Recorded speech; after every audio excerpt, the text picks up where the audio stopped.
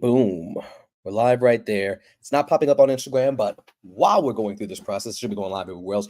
What's going on, everybody? Lloyd Jones with Midnight Comics here, and we are live right now talking about the indie breakdown. So, hope everybody's having a wonderful evening right now. I am really energetic at the moment. So, anyway, we're going live right now. Our Facebook group, the Indie Breakdown Versus. We are doing an 8v8 right now, and several publishers and creators have put their characters on the line. And we are going to be discussing our personal predictions as who we think could win an indie versus matchup. So, really quick, let me get my stuff in order. Ba-bum, ba-bum, ba-bum. I'm trying to see if it is popping up on Facebook.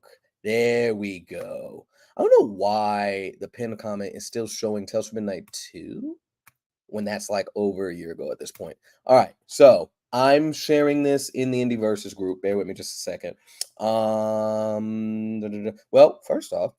second off, how's everybody doing today? I need to. Am I able to see the comments and stuff?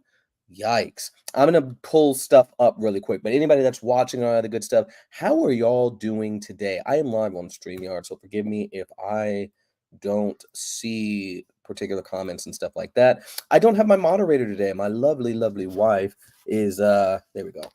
My lovely wife is busy at the moment, so I do not have a moderator. But that's okay. We are going to figure this out. I wanted to go live. I want to talk about these predictions of who I think is winning an indie versus matchup. I need to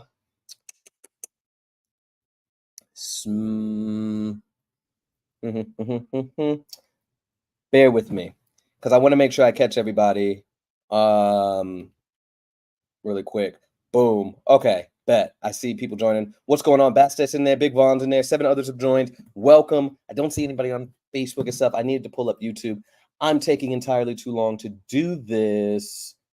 I'm gonna message someone really quick. Hold on. I might have an out, y'all. But anyway, yeah. Anybody that's watching this stuff right now, how is everybody doing right now? We have quite a few characters to kind of go over, several teams that we need to discuss, all that jazz.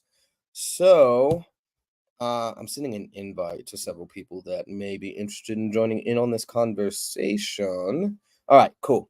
That is done. Anyway, everybody that's just joining in, welcome. Of course, Love Drage with Midnight, Lloyd Jones with Midnight Comics here, and we are going to be discussing some predictions as it relates to the current indie versus matchup, not the official season. Let me go ahead and preface this. It's not the official season right now. The official season is over. Stand by because we are doing a scenario for the matchup between Ivor and Jupiter Man. So stay tuned for that. That will officially end season 2. The breakdown section's over. We did the creator class. We are now moving on to that final scenario video coming soon. If you guys want to see how the interviews went, how the creator class went, how the conversations, all that other good stuff, everything's available on the YouTube. And of course, if you're not in the group, we have a Facebook group, which is called the Indie Breakdown /Versus. We'll have the page up in just a second.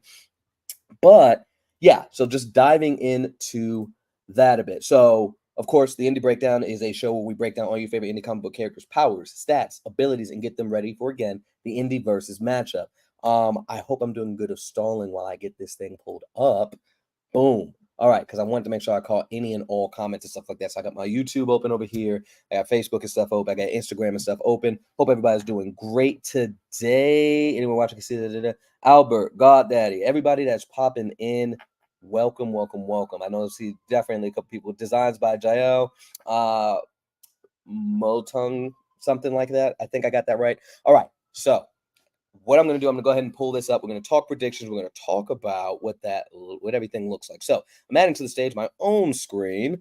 Boom. So matchup. We've got Prince Jackson's Elementals versus the Paladins. I'm going to speak on the Paladins first because I've interviewed both groups. I've interviewed Prince Jackson. I've also interviewed Calvin Chambers. Prince Jackson is the creator, founder, what have you, of Eminent Comics. So definitely check out Eminent Comics, as well as Eminent Comics. And Calvin Chambers is the creator of Icarus Metro. So check both of those guys out. Of course, again, join the Indie Versus or Indie Breakdown Indie Versus group so you can get to know some of your favorite creators and get a more in-depth look at your favorite indie comic book characters. So again, I'm going to start with the Paladins because I am more familiar with them, as when we did the interview with him, we actually dove into quite a few of these characters. And as a matter of fact, can I play the no, we're not even gonna play a video. Y'all gonna listen to this awesome voice. No, stop. But here we go. So starting from the top, like his characters here, and you can see my mouse, right? Can y'all see my mouse? Yeah. So the character in the front of the Paladins, we've got Simone Stone. Simone Stone, and you know what? Instead of freehanding it, here's her abilities right here based on what he's got.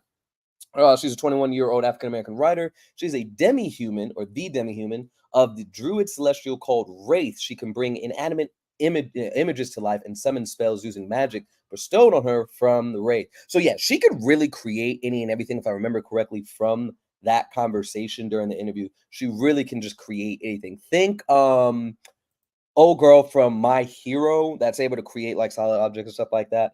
But like imagine like she has access to a book or whatever like that. And she doesn't necessarily have to understand the creation in order to create it, if that makes sense. So vastly powerful, can really just do anything. Viscosity is able to basically utilize liquid metal. So that's pretty doggone cool. So obviously he's shaping it to his way. He can make it as an armor, of course, as you see here, blades. I imagine if I'm going to give you guys an example as to how he works, think about the enemy on Terminator 2, and that's pretty much what you're getting there, in my personal opinion. Let's see who was next. Hold on. I'm scrolling through two different computers here, forgive me. Next up we had Catalyst. So she has like the strongest flames in verse and can control flames. And apparently now, I didn't realize this during the interview, but her powers are of a Spire Spirit, Raw, where she can call on a pink flame that can destroy all matter and heal all matter. Uh, that's crazy. So like unless the elementals have something or a stronger than matter itself, like they're done. If she can destroy all matter, and we can talk more about scaling that if you would. Okay, Juice is fire. Juice actually had her own original series on Webtoons. Calvin, if you're in here, correct me if I'm wrong. But she had her own can y'all hear me? Please confirm if y'all can hear me. I want to hold on, testing. Oh, you know what? It might echo. Yikes. Hold on, bear with me. Testing. Yeah, okay, y'all can hear me. The mic's working. Okay, cool. So anyway, so Juice, yeah, she had her own series and all other stuff. I see y'all popping in there. Mad Cloud Comics, welcome. Andre, Stranded, Eugene, everybody that's popping in, welcome. So again, we're talking about Calvin Chambers, Icarus Metro characters right now. Currently in a versus match. We're doing an 8v8 launched by Lonzo Star of Concrete Comics. We're kind of running this thing together here. He has selected the teams that are going against each other today on this 8v8. We're only doing this until 8 o'clock in regards to the current matchups. There'll be more tomorrow, but they're going to need your votes and stuff like that to determine who wins the Indie Versus today. So Juice is basically, she can control all things lightning. So that's pretty straightforward. But she is the next successor to Zeus to become a lightning god. So obviously this isn't just, oh, I'm using lightning. She's not like Cole McGrath. Like obviously she's stronger than the dude from Infamous. So let's move on to the next character really quick. So pretty tough character so far, right? So really quick recap for everybody that's joining in. Simone Stone basically can create anything that she needs to out of these constructs and stuff like that. Viscosity has liquid metal, so think akin to like the antagonist on Terminator 2. Was it the T800, T1000, whichever one. Catalyst, she can control pink flame. She has a fire spirit or raw. So she can heal and destroy all matter. And then back to Juice, who's basically about to be the successor to Zeus. Next up, we have Matches, who, what can he do? Power of mystical boxing and sunspots, where his flame supersedes all flames and is the sister Catalyst, which Catalyst, again, is a character that we just talked about that had those other flames and stuff like that. So that's definitely a tag team that's going to be crazy. Very similar abilities with the flame walls and all that other stuff. But he also has the abilities of a shaman where he can manipulate energy. So that's dangerous. Not only does he have such an affinity with fire, but also with energy manipulation. And if he supersedes all flames and her flames come from the fire spirit of Ra, This dude is absolutely ridiculous. We're not going to look so much at these numbers at the moment, only because you guys don't know the power system or what have you. And I'm not sure if it lines up with the power system that we're utilizing in group. So I'm going to not pay attention to that at the moment. Again, the matchup right now is between Eminent Comics, the Elementals, versus Icarus Metros, the Paladins.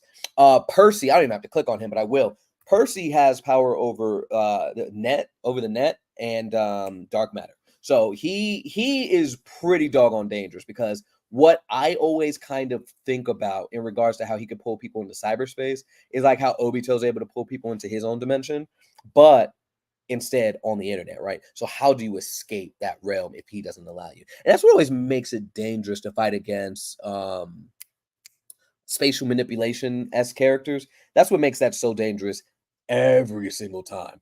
And really quick, if anybody just jumping in, of course, we're live on Instagram, we're live on Facebook, and we're live on YouTube as well. So if you guys aren't familiar, we do have YouTube. We are everywhere. So definitely check us out on Midnight Comments on the YouTube, of course, on Facebook and Instagram. Wherever you're not watching, go ahead and follow us on there. So that was a real quick plug, really quick. But yeah, between being able to control basically spatial manipulation and minor dark matter manipulation, he is very dangerous. But I think the thing that makes him the most dangerous is how he's able to pull people into that realm, either trap them there or just how he's able to traverse and what have you.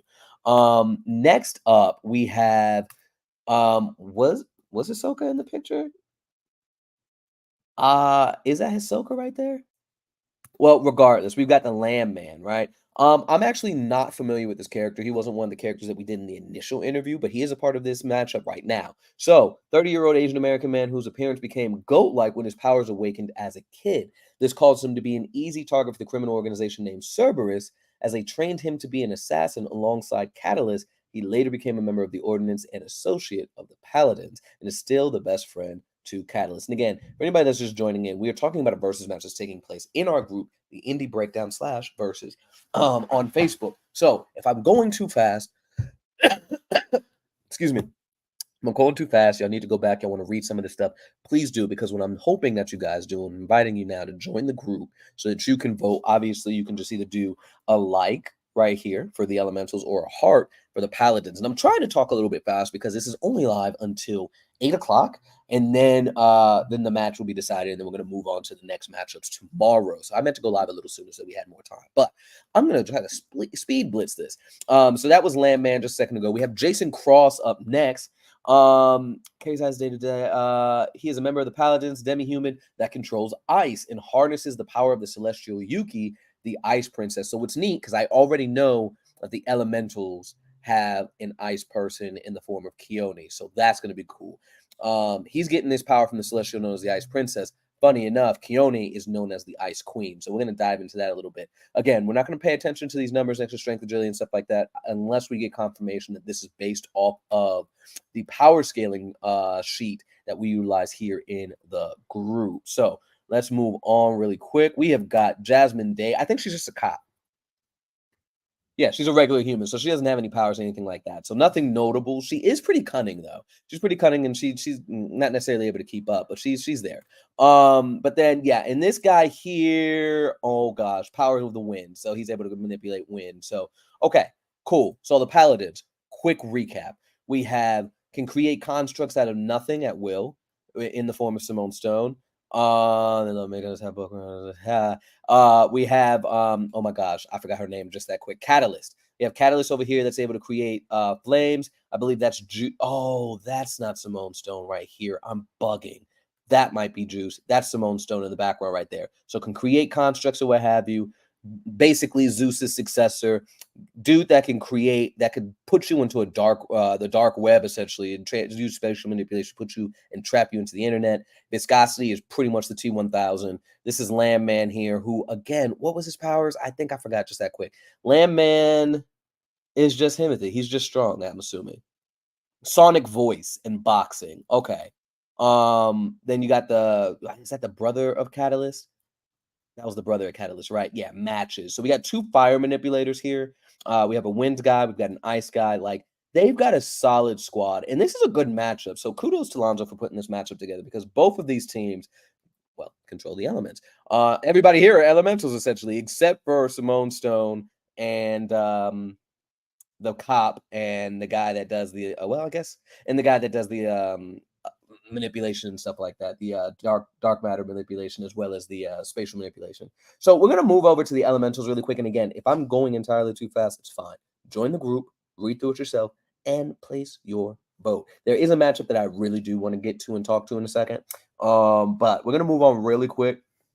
Keone, like I told you guys before, that she is in the middle right there. She's got thermal kinesis, being able to lower temperature around her. She has advanced cryomancy, can create and shape ice at will, create ice shards and hail at will. Ice manipulation, superhuman strength, being able to lift 2 to 5 tons, superhuman durability, stamina, and endurance. The lower the temperature, the more physically powerful she becomes. So yeah, very dangerous. I hope it's my battle. It is your battle, Nathan. It is actually. Because y'all have some really, really, really strong characters. And I can't wait to dive into and share that to anybody that may not already be a part of the group and talk more about that. He's also got a character named Hurricane, which obviously what these matchups are going to be. This character whose name escapes me just that quick. Jason Cross is obviously going to be the one that's going against Keone. My prediction is, in regards to physical strength, going blow for blow and all that stuff, that is not Jason. That's Jasmine. I mean, his strength, again, we're not going to pay attention to the numbers too much, but obviously he's not a wimp if his strength is maxed out in regards to the Ignis Metro stuff. Of course, we can't, based on this, right? Again, I don't know if this is going in regards to the power sheet that we have, but this is, that would be the matchup, Jason versus Keone. And I got to say, honestly, I think that matchup goes to Keone. She now, again, there's not a lot of showings right now of some of these characters, so that's why in the main show we would go based on not the feats and everything like that. Whoa, the Paladins look cool. Hell yeah, they look cool. What's going on, Calvin? So so perfect timing, actually. So Calvin's in here in the chat really quick on Facebook. I want to know, was the numbers on here based off of the power scaling sheet that we have in the group, or this was already something, or was this already something that you had in regards to the power system in your verse? If you can confirm that for me. Eminent Comics said, let's get it. Yes, sir. But yeah, let me know. Let me know. Let me know. But I see them doing a matchup, and at the moment, Paige, what's going on, man? That's perfect timing. We're going through as quickly as possible because this technically is going to end at 8. It might go a little bit over. We want people to come in and vote. So while y'all are in here, please share this with your fans, everything like that. Let's get them in the group so that they can vote for these characters, because we got something awesome coming up in regards to this. So have them vote. Like for elementals, heart for paladins. We're going to move on to the other team, and we're going to move on to the elementals right now and then move on to the other versus matches. We're not going to take too much time here, but please continue to share this live and invite people to read about y'all's characters here, and let us know who would win an indie versus matchup. So Hurricane is easily going to go against Melancholy. Jesus. Funny enough, Calvin, I don't know why, but I always want to call Viscosity Melancholy and Melancholy Viscosity for some reason. So they're next to each other in the animation joint that you had for one scene, I think. Maybe that's what it is. I don't know. But regardless, I see Melancholy preparing to fight against Hurricane. Hurricane, wind creation and manipulation, can manipulate oxygen levels, levitation, use wind currents to teleport. He has enhanced durability and stamina. So if we go back to Melancholy just briefly, he has the powers of the winds. He has abilities like Wind Typhoon, Air Flight, Wind Fist, and Air Vacuum. What's going to be tough, I think personally, is how would he counter someone that's able to teleport through the wind? Because if he gets attacked, he just follows the current to teleport and get the advantage. That's what's going to be dangerous about that matchup. That could be a toss-up. I don't see anything about him having enhanced durability. His defense is only a 5 out of 10 based on the stat sheet, based on that. That's going to be dangerous. I think if Melancholy can't find a way around Hurricane's teleportation, he might lose that. So what I'm going to say for right now at the moment, my predictions is Keone wins. So that's one for Prince. And then I think the Hurricane versus Melancholy is a toss-up. So we'll just draw it for right now. But for all intents and purposes, we're 1-0 with Elementals in the lead in my personal prediction at the moment. Typhoon. Advanced Hydrokinesis can create and manipulate water vapor, precipitation, and can manipulate water in people's animals.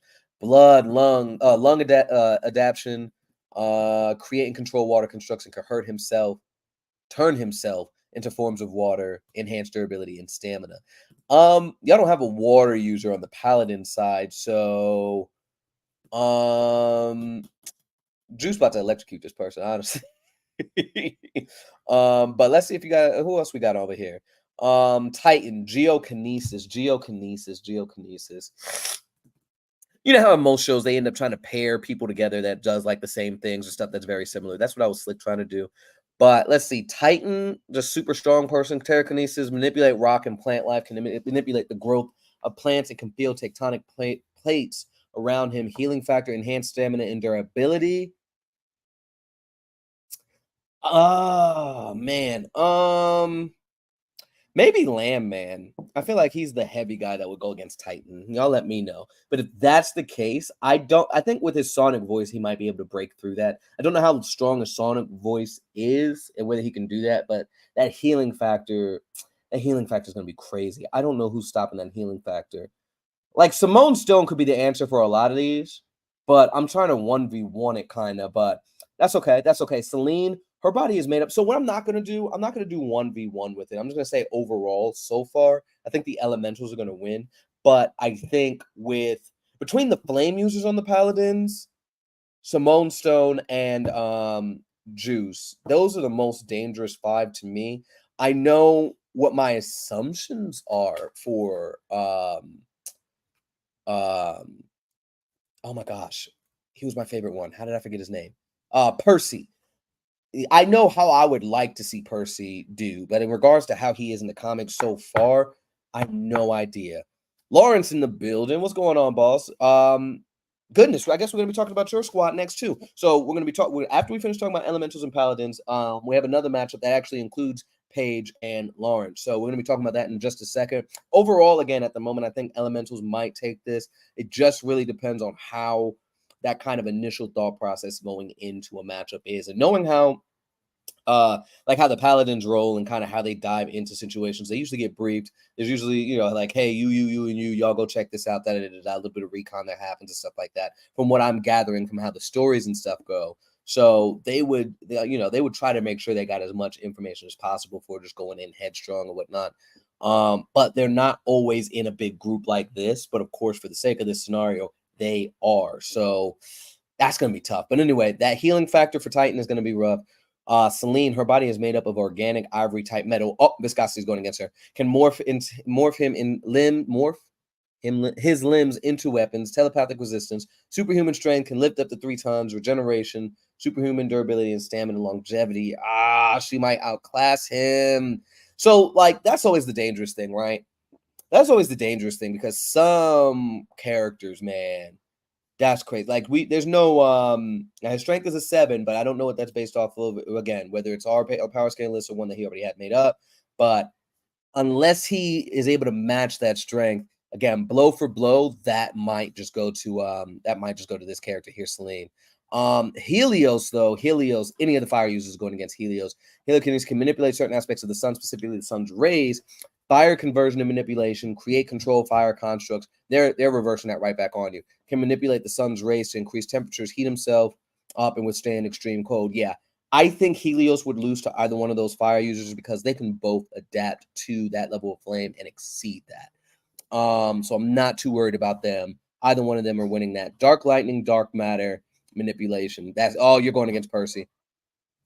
Pull dark matter from space and transfer it through her. He can manipulate that and take that away from her, from my understanding. So that's an easy win for Percy, in my opinion. She's a conduit for dark matter and energy, can convert herself into dark matter and enhance durability. Like I could see him absorbing that dark matter and then turning around and trapping her. Again, I don't know why I love spatial manipulation and immediately say, let's trap that person inside of something, inside of the internet, and then we just be done. What else? That's it. That's all the characters right there. So personally, oh goodness, are they outnumbered? Hold on, let me recount that. Hold on. 1, 2, 3, 4, 5, 6, 7. Oh, y'all might be in trouble, elementals. 7 versus 1, 2, 3, 4, 5, 6, 7, 8, 9. She's just regular cops, but you know, she's still there. 10. That is supposed to be 8v8, so I would take out the cop, of course. And, and honestly, I'd probably take out Landman, but this squad is dangerous. Initially, again, I said the elementals, but the amount of stuff that they could coordinate as a team. No, you know what? I might. Again, to me, Simone Stone is the wild card that could shift the tide. But I think initially, just raw power blow for blow, I might have to say, I was looking for my issue of Last Line to see the characters in action. Yeah. And see, again, this is what I love. I love this kind of being able to read each other's books, learn about each other's characters, and support each other. That's what I love. I love hearing that other creators have each other's books and stuff like that. Freaking awesome. So if you do find it, please, yeah. And also, Lawrence, if you want to share some screenshots and stuff like that of your characters, if anybody wants to share screenshots and stuff of their characters in action, please share that. It would let everybody get excited about what's going on. And of course, on Promo Sunday, definitely drop those links so people can pick that stuff up. Share y'all stuff every single day. Please share your characters in action. Share those pinups. Say my character's going to whoop your character because X, Y, and Z. Let's see those powers and stats consistently. Let's continue to have these conversations. But Simone Stone, okay. So really quick, honest opinion, Keone's taking her fight and winning that fight against the Ice Guy. Helios is going to get dropped. I feel like their matches and Catalyst will drop Helios immediately. So now, you know, that kind of evens the playing field again. But Juice being basically being Zeus is going to be a problem for them. I don't think there's going to be a real answer for that. But before I get into her, I think Percy would drop Dark Lightning and Titan would just need to get jumped. Oh, the Hurricane versus Melancholy. Hurricane is going to win that fight, but again, by this point, I think the Paladins would have the gang overwhelmed at this point. So I think if we did individual matches like blow for people that were evenly matched and all that other stuff, or in the same kind of wheelhouse or power set, I think the Elementals would win. But being that this is an 8v8 and everybody's just going at each other, boom, boom, boom, I personally think in that type of scenario, the Paladins would win. Again, the dangerous thing is you got Keone fighting against characters like Omega, who is a ridiculous level threat. Like that dude is like, you know, you could have just sent him in to fight Thanos solo dolo full Infinity Gauntlet. You know what I'm saying? Like he's a very, very dangerous character. But yeah, I think again, 8v8, I might have to give it to Paladin. So I think that's who I think that's who's gonna win this. That's my prediction for that matchup. So if you guys want to go back, look at these fights, look at the comments, look at the, you know, stats, powers, and abilities and the bios and all that other stuff, make your determination. But I'm predicting that the Paladins will win versus the Elementals. So we're going to go ahead and move to Chess versus The Last Line. Chess is from Page One Comics, created by Alfred Page, or Page Alfred, or as it says right here. And The Last Line, Constant Hustle, Lawrence King. So let's dive into that. Now, I know about Pinpoint, but I don't think I know too much about everybody else in Chess. So I'm definitely looking forward to checking that out here in the comments. All right, so Last Line. I don't know who the individual characters are, but that's okay. We're going to read out those abilities, and then we're going to dive into that in just a second. So there's a character on the squad named Lunatic. His armor adds durability and shielding. His gun fires energy blasts of varying calibers and types. And the glasses help him with aim and read heat signatures. Nice. Tumbler, suit built with the African rhino in mind. Runs through most surfaces and materials. Energy blast of dark matter origin. Okay. I offer it for what little I do know about Chess. I don't know if anybody has anything that's going to be able to take on something of dark matter origin in regards to energy blast. I don't think there's anybody on the squad that's tanking that caliber of impact. But let's see. Slight pressure manipulation. That is very dangerous. Impact is, again, these are the name of the characters. So far we talked about Lunatic and Tumbler. We're now on Impact. Has a suit. The suit is for the more agile cheetah in mind. Okay. Nearly impossible to detect. Increased speed and stamina and strength. Sees great distances with ease. and fires beams in the form of arrows with sniper accuracy. Okay. And then we've got Magnificent, suit powered with the elephant in mind, almost Hulk-like strength with density and gravity manipulation. Oh my God. Light blast to use a blinding tool with extra stamina. Jesus. Okay. Okay, there's Chess's characters, right? Or Paige's characters right here. Okay, here we go. So first off, their espionage tactics strike team. Again, if you guys need to check these guys out, you want to check them out, definitely join the group, Indie Breakdown /versus. But then also what we want you guys to do is link up with these creators, support them, read their books, get it digitally, get it physically, however you want to read it, read it. You guys get a perfect opportunity to get to know the characters on a deeper level here with the power stats and abilities, the kind of inspiration behind the characters. We did have the opportunity to interview both of these gentlemen about their characters. Lawrence is actually on season 3, so there was actually a small clip posted on social media just recently, so definitely check out the interviews, Indie Breakdown versus. You can find that on YouTube via our channel, Midnight Comics. We have a whole playlist for it, so definitely check that out and get prepared for season 3, because season 3 is about to be awesome and about to be out here soon. But back to Paige's characters here. We're talking about Chess. Hart is the field leader, strategics expert, hand-to-hand fighter, trained in weapons such as firearms, but prefers the 2 swords she has on her back. Then we've got Footpath, Team's Ninja, throws darts, liquid nitrogen, sleeping gas, and explosives. Also trained in weapons, but uses her darts as her primary weapon. Then we got Pinpoint. I do know about Pinpoint. Pinpoint is an army sniper, very aggressive with a sniper rifle or his handguns. Pinpoint hits the target, fighting brawler style. We've got Airborne, an Air Force pilot trained as any person with military training. Airborne position is usually flying the team's jet Eagle 1, drops off an extraction when needed, and using the weapons of the Eagle 1 to bring needed backup guns, missiles, and force fields. Force fields, didn't realize that's going to be that might aid them in this battle. Blowtorch, the human weapon, is an Army Ranger. Blowtorch wears a mask over his face due to being disfigured from a minefield blast. First off, he survived a minefield blast. Carry tubes on his back connected to gloves that give off degrees of heat from his white flames. Blowtorch style to cut through. It's Blowtorch style to cut through fences, and he always brings the heat. I love it. And then we got Infrared, originally a prototype of a shutdown robotic soldiers program, reprogrammed to be the firepower of the chess team. Infrared has blasters on his wrist, on the wrist of his right hand, and a force field in the palm of his left hand. Infrared can't fly, but the boosters on his feet lets him take off like a jet. His body is built to be durable to incoming damage, missiles, explosions. He is the team's walking tank. So, dang. This is a great matchup. Unfortunately, this might be clear-cut only because these suits that the characters of the last line have are ridiculous, right? If you got somebody that has pressure manipulation, even slightly slowing these characters down, that's the problem. You had pressure manipulation, and you had somebody else with gravity manipulation. That already slows the team down. They're not expecting that. Now, what I will say about Chess 9 times out of 10, to my understanding, if the entire squad of Chess is going out, they got the information that they need to mobilize and take this threat on, and they're not going to go in there just straight, let's do that. But in regards to that, we didn't set a scenario. So this is a random encounter. All players are on the field, just like what we talked about with the Paladins versus the Elementals. 8v8, everybody's on the field, balls to wall. Unfortunately, in a matchup like that, my prediction has to go to The Last Line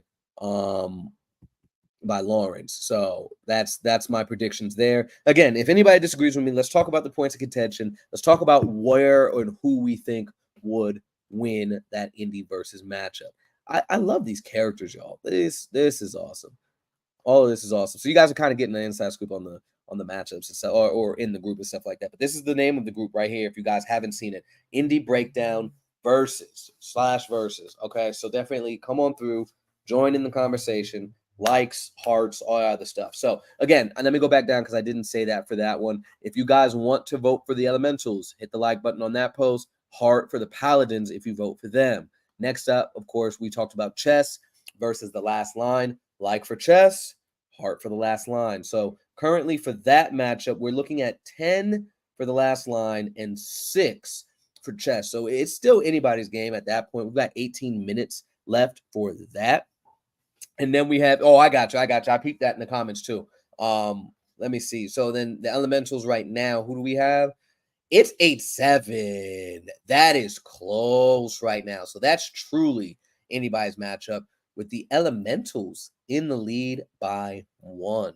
So heart for the Paladins, like for the elementals. Again, that is Eminent Comics versus Icarus Metro Comics. And then again, this was Page 1 Comics versus Constant Hustle Comics there. So now here's the big one, because these characters here are so very powerful. Okay.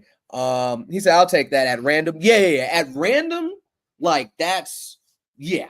But, you know, and not to kind of rehash everybody that's watching, Paige is actually on Facebook commenting and stuff like that right now. And again, a lot of your favorite creators are in this group right now. So if you guys want to get to know these characters kind of beyond the pages, page, like you really have an opportunity to kind of converse and get to know these characters, look at the power scaling, and really do a deep dive, right? Like we can see the feats of the comics and stuff like that. I'll give you an example really quick before we move on to this matchup here. You know, we talked to Black Bow. He was actually our second episode in season 1.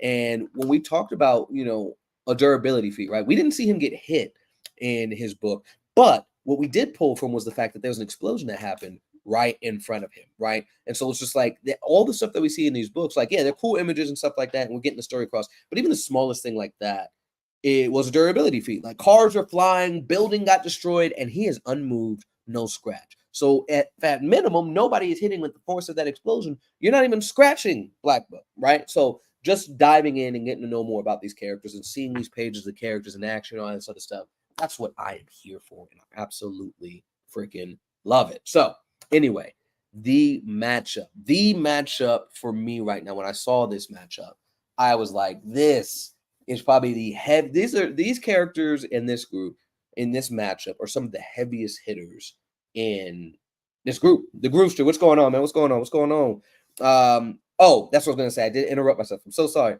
Paige, absolutely. A pre-planned mission is a different story, because in what I know about chess, and I was alluding to this earlier to anybody that's watching on both things, and what from what I gather from seeing the story of chess, if they're going into a battle and they're specifically coming for you or for them, they know how their suits work. They know the weaknesses of the suits. They know any downtime between any of the weapons, how much ammo these people have. That when they do recon and go into a mission, they are fully abreast on all of your power stats and abilities. They're coming in ready.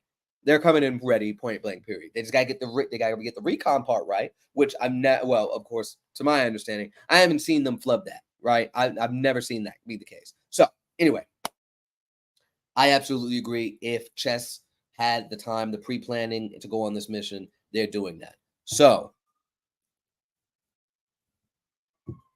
yo, what's Indie versus? Time to get busy. Yeah, this is the one. We have One for All. Slight typo over here. One for All versus Aegis Sector. One for All is actually from Idleverse. That's by Nathan Ross. And then we have Aegis Sector, which is Michael Wynn.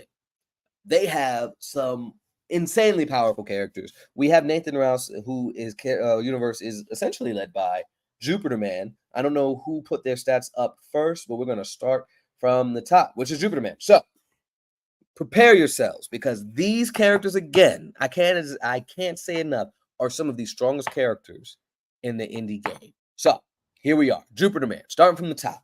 Jupiter Man has supernatural strength. He possesses the strength to move mountains effortlessly as if they were mere pebbles, and his touch can shatter the very foundation of Earth. Now, I feel like you downplaying him on this super strength right here, because that's not, we talked about some heavier stuff in that interview, but we'll dive into that in a second. Supernatural speed. Time itself seems to slow in his presence as he moves with swiftness of a comet streaking across the heavens, leaving only a blur in his wake. Supernatural durability. His skin is as resilient as the ancient rocks, impervious to the fiercest blows and the most relentless of assaults.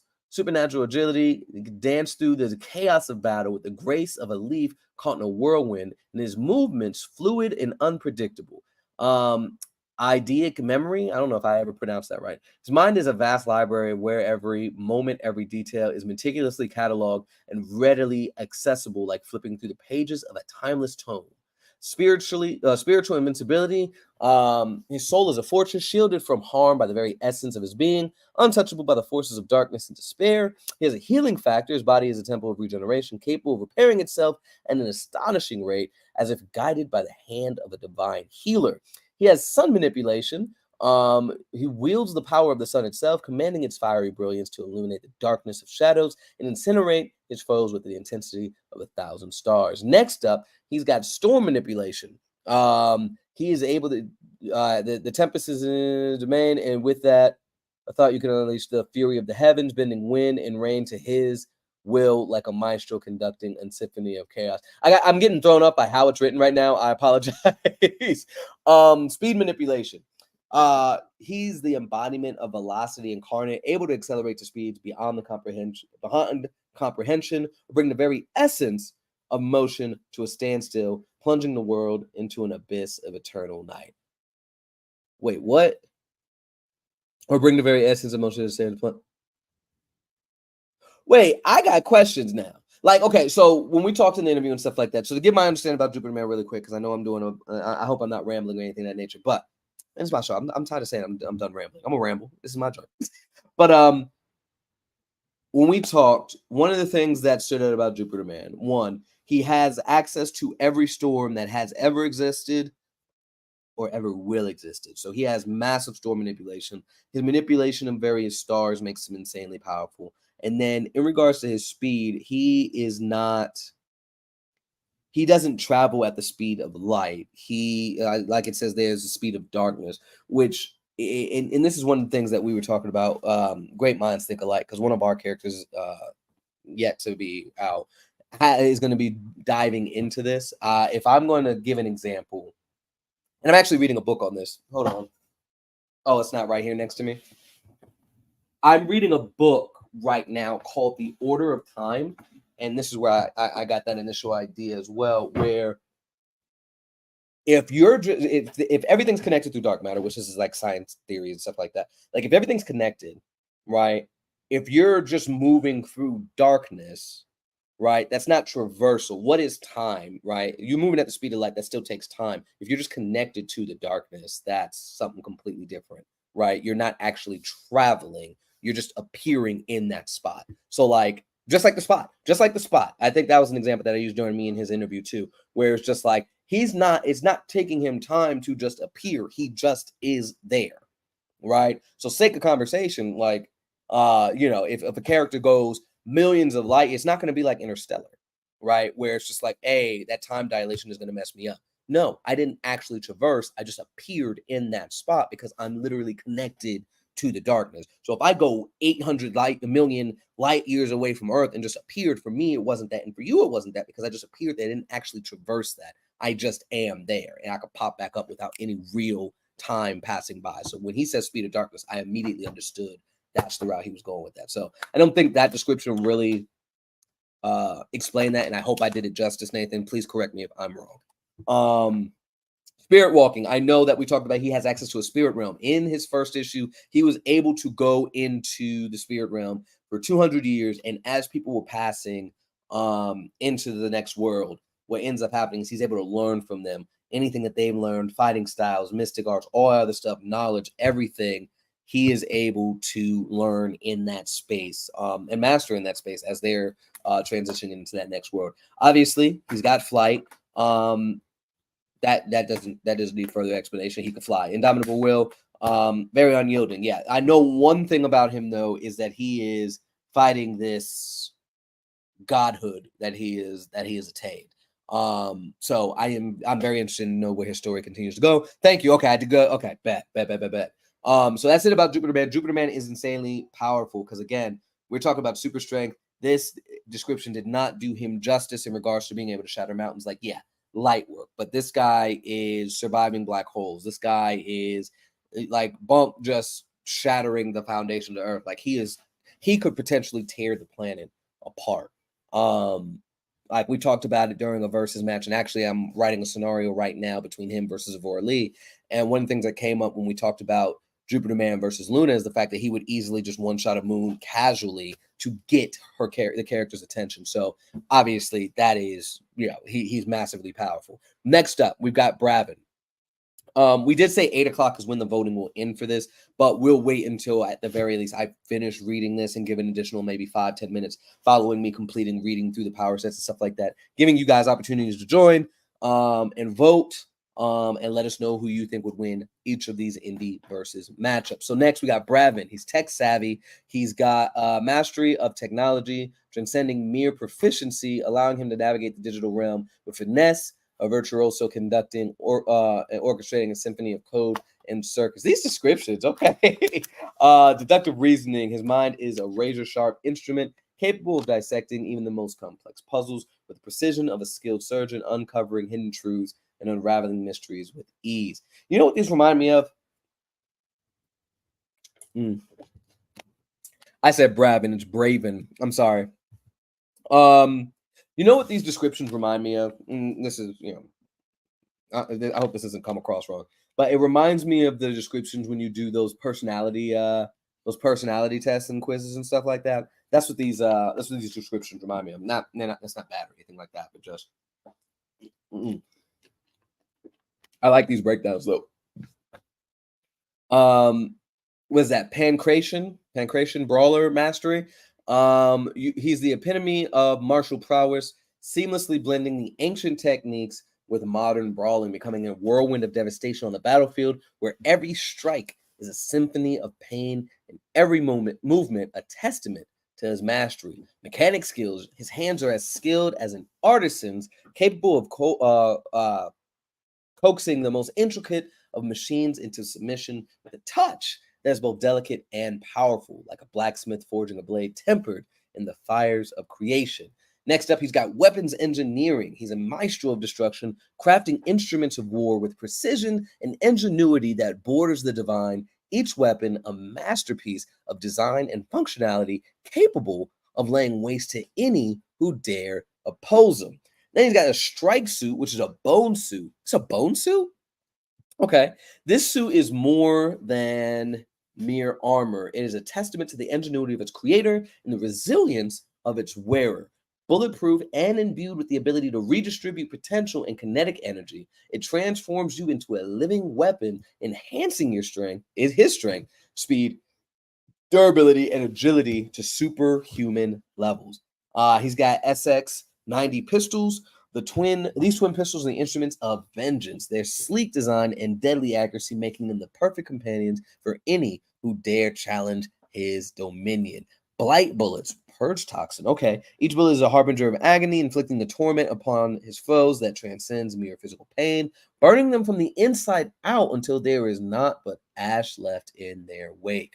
Then he's got the bark blades. These gauntlet blades are a lethal combination of artistry and lethality. Their edges laced with purge toxin, ensuring that even the slightest scratch is enough to bring a grown man to his knees in agony. Sniff sense trackers, these expertly crafted devices on your eyes and ears in the field, capable of tracking even the most elusive of prey with a precision that borders on the supernatural, while their AMP pulses and electric shock emitters ensure that no foe can escape his grasp for long. And then the Hound Cruiser, this techno marvel is his steed in the endless expanse of battle, its advanced systems and sleek design, making it the envy of all who behold it, with its side sleeper cannons, sniff sense tracker, distributor, and AI program leash. It is a force to be reckoned with, a symbol of his dominance on the battlefield. So that was Braven. So far we got Braven and Jupiter Man. Obviously, Braven is not going to be as strong as Jupiter Man because from the looks of it, Braven is just a regular guy. However, again, with the tools that he has in his possession, he definitely is a dangerous thing. I remember Aegis. Aegis was you had her a part of the event last month. So Aegis, she has a warrior spirit. First off, warrior spirit. Within her burns the eternal flame of battle, a primal sense that drives her ever forward, unyielding in the face of adversity and relentless in pursuit of victory. Next up, we've got martial arts expertise from various cultures. Okay, her combat prowess is a tapestry woven from the techniques of countless civilizations, each move a tribute to the warriors who came before her, blending seamlessly into a style uniquely her own. She's immortal. I thought she was a regular person, bro. Wait a second. Time holds no sway over her, for she is as ageless as the stars themselves, a timeless guardian destined to walk to Earth until the end of days. So I do have a question if you're still in here. Can she be killed, or is she just immortal in the sense that she'll never age? Well, I guess, yeah, like we get the ageless part, but like um Aegis, Aegis, I say Aegis, Aegis. But yeah, let me know. So she just doesn't age, but does she? She's cursed with immortality. So shoot. So she's not even dying. Jesus Christ. Armor of Athena, woven from the very fabric of wisdom and war. This divine armor is a shield against the darkest of evils. Its gleaming surface, a testament to the might of the gods and the valor of its wearer. Nice. So, like, she's immortal and she's got the armor of Athena. Insane. Now, the twin golden scythes, crafted from Zeus's original lightning bolt by Hephaestus. These ancient weapons cackle with the power of the heavens, their golden blades slicing through the air like bolts of lightning, leaving only destruction in their wake. Um, I would love, she can't die or be killed. Dang. Yeah. So off rip, this is when we get to the other characters, man. This is the matchup again. Again, these characters here are insanely powerful. I definitely underestimated her because I'm pretty sure when we did the event, I don't think I realized that she was immortal.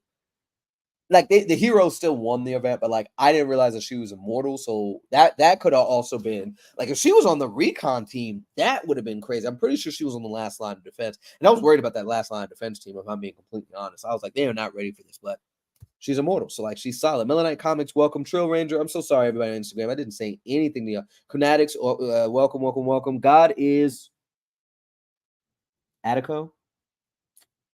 God is a taco.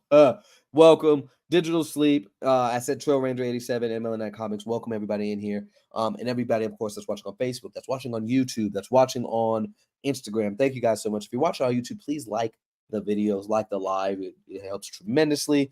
And of course, like and share these lives on the respective places. Have other people join the conversation. Have other people become aware of your character and others. Let's continue to support indie. And of course, I'd be remiss to say, to exclude, please continue supporting the indie breakdown and indie verses. We're first of its kind, man. We're the only ones that's breaking down characters to this degree, really diving in and getting to know these characters, and then having these weekly and monthly events and stuff like that. You're not going to find that anywhere else, man. So thank you guys for your support and love and all that other stuff. But without further ado, let's dive back into Aegis. Did I say it right that time? Aegis's powers, stats, and abilities. Next up, again, we have the enhanced attributes of strength, speed, agility, etc. Her body is a temple. Peace, peace, peace. And then Jeff, welcome, welcome, welcome. Her body is a temple of perfection, each sinew and muscle honed to peak efficiency, granting her the strength of giants, the speed of cheetahs, and the agility of nimble dancers. Then we have knowledge of magic. The arcane secrets of the cosmos are hers to command, a sorcery of unparalleled skill, wielding the forces of creation and destruction with but a word and a gesture. Can she defeat Jupiter Man? Resident 76, welcome, welcome, welcome. Can she defeat Jupiter Man with the forces of creation and destruction? Like, of course, when we talk about Aegis, there we go. I got it now. Aegis. I keep saying Aegis because that's how they said it in Dead Space on, everything taking place on Aegis 7, but they spelled it the same way. So my bad. But Aegis is her name. But yeah, please let us know really quick. And again, we're not necessarily doing a versus match between your characters internally, but it's just more of a curiosity for me because if she has the forces of creation and destruction, now, of course, in versus matches, everything is not to the death, right? We could do, incapacitation, KO, capture, whatever. But with these abilities, with her magical abilities, does she stand a chance against a character like Jupiter Man? I definitely am curious to know. Moving on, though, she is a tactician. Her mind is a battlefield, a chessboard, where every move is a calculated gambit and every strategy a master stroke of cunning and guile. And of course, she is a strategist, an architect of victory, a master of the long game who sees not just the battlefield before her, but the entire tapestry of war laid out in all of its complexity. And from it, She's able to craft triumph from the very jaws of defeat. Next time, I would love to know to what degree of some of these things, right? Like we talked about, like I knew more about Jupiter Man. I knew more about Jupiter Man and kind of the feats and the levels of the strength and stuff like that. But like I would like to know stuff like, is Braven able to like lift a car? Is he a regular guy in a suit? How much output is he doing in strength and stuff like that? And then same with Aegis. I want to know, like, of course, you know, enhanced attributes and stuff like that. Like, yeah, I got that. I do want to know. And again, this might be for next time, as we're doing the matchups and stuff like that. And this is for everybody that joins, everybody that's already in here. No, she's inexperienced in her magic use. Oh no, that's not good. Okay.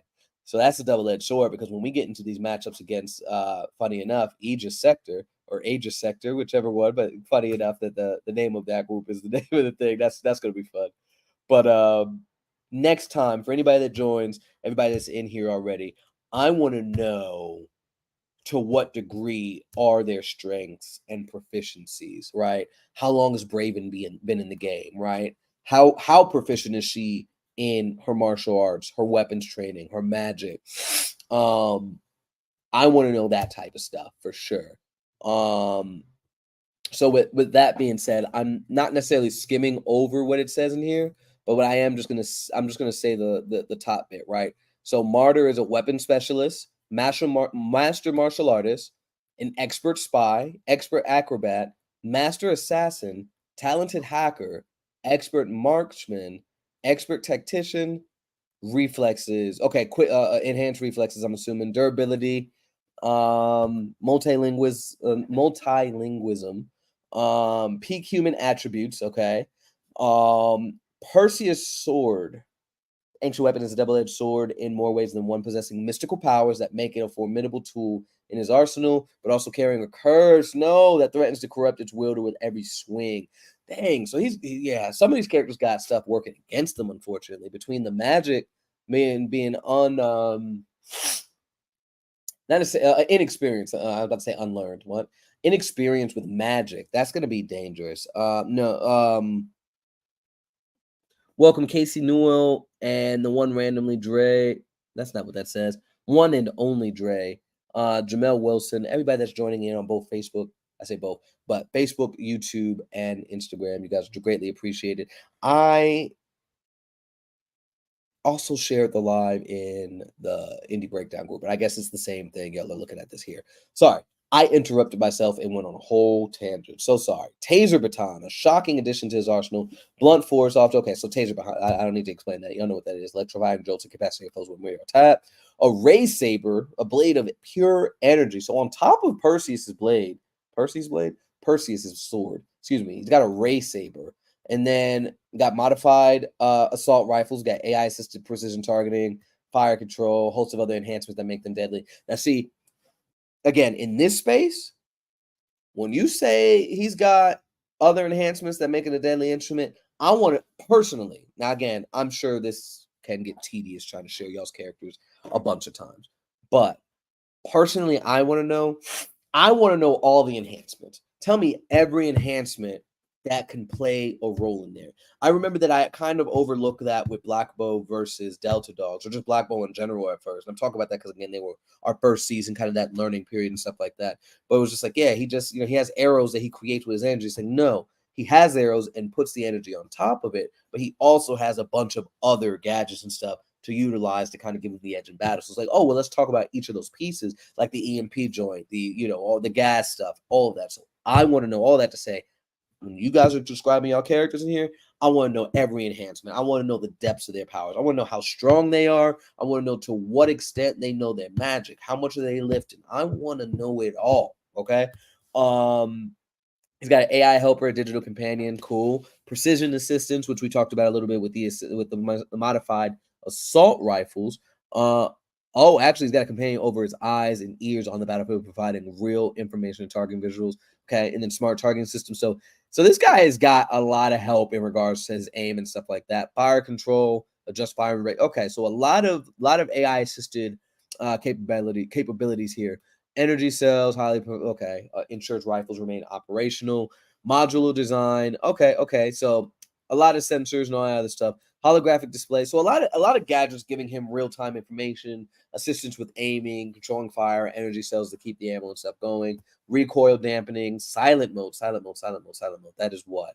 I guess it's a stealth suit. Engage in stealth operation without giving away position as rifles spread. If you're still here, tell me about stealth mode. Is that like a stealth or silent mode? Is that like a stealth suit type thing, or are you just saying that they just have like silencers and stuff? Biometric lock, so nobody else can pick up the gun and stuff like that. We got Blue Mantle. Blue Mantle was pretty powerful. So flight goes without saying, don't have to explain flight. Enhanced attributes, super speed, and all that other stuff. He can move mountain speed that outpaces the swiftest of winds, and durability that renders him impervious to harm. So like complete invulnerability or no on that one. So that's a toss up. A universal translator can speak all the languages. Force field, time travel can manipulate the very fabric of time itself, bro. Oh man. Dang. Well, if that's the case, that's a whole nother. I'm thinking back to the matchup, the event. If he got time travel, that could have changed the course of a lot of stuff. Wormhole travel in space bends and warps at his command. I want to know if he used that on Earth, if there would be a side effect or any damage done if he's bending time and space and stuff like that. I think about JoJo's Bizarre Adventure where Okuyasu with his stand the hand, and he did that, and it literally erased space in that particular thing and drew people and like there's like a force and a slight explosion when everything tried to correct itself and that missing space got filled in. So I wonder if he utilizes wormhole travel like that on Earth, if that would cause any issues. He's got electromagnetic scanning. Okay, he can scan the electromagnetic magnetic spectrum. Emergency locator beacon. Even in depth space, you are never truly lost. Your beacon guides you home with a signal that pierces the void. What is that? Is that like a piece of tech that he has? Galactic Encyclopedia. So he knows a lot of the stuff that's in the cosmos. I want to know his origin story. Energy projection, energy absorption instrument, and energy construct. So he's pretty powerful. He gives off Superman-esque type, in regards to fit. But with those energy constructs and manipulate absorption and stuff like that, like I don't like okay, yeah. I see it's in this cape. Oh, the tracker is in this cape. Okay. So this is a fire character. And we got more Morticia. Dip Gaming. What's going on, man? Ooh, an official Tashi J. What's happening, girl? All right. So we still gotta. I knew I was gonna go over. And I was trying to go fast. It's 8:10. Technically, voting would have ended, but we're live right now. We're talking about this. So once I'm done, we'll give an additional 5 minutes. Again, do your likes or hearts and stuff like that. Join the group Indie Breakdown /verses on Facebook. Put your votes in for these various battles that's happening. There's 3 battles going on right now. We've got the Paladins versus the Elementals. We have Chess versus Last Line, and then we have Aegis Sector versus One for All. Ooh, I was having brain farts just now. Forgive me. This is the last one. Okay. Morticia. You're saying last one in regards to pronunciation. Morticia. So she's nigh invulnerable.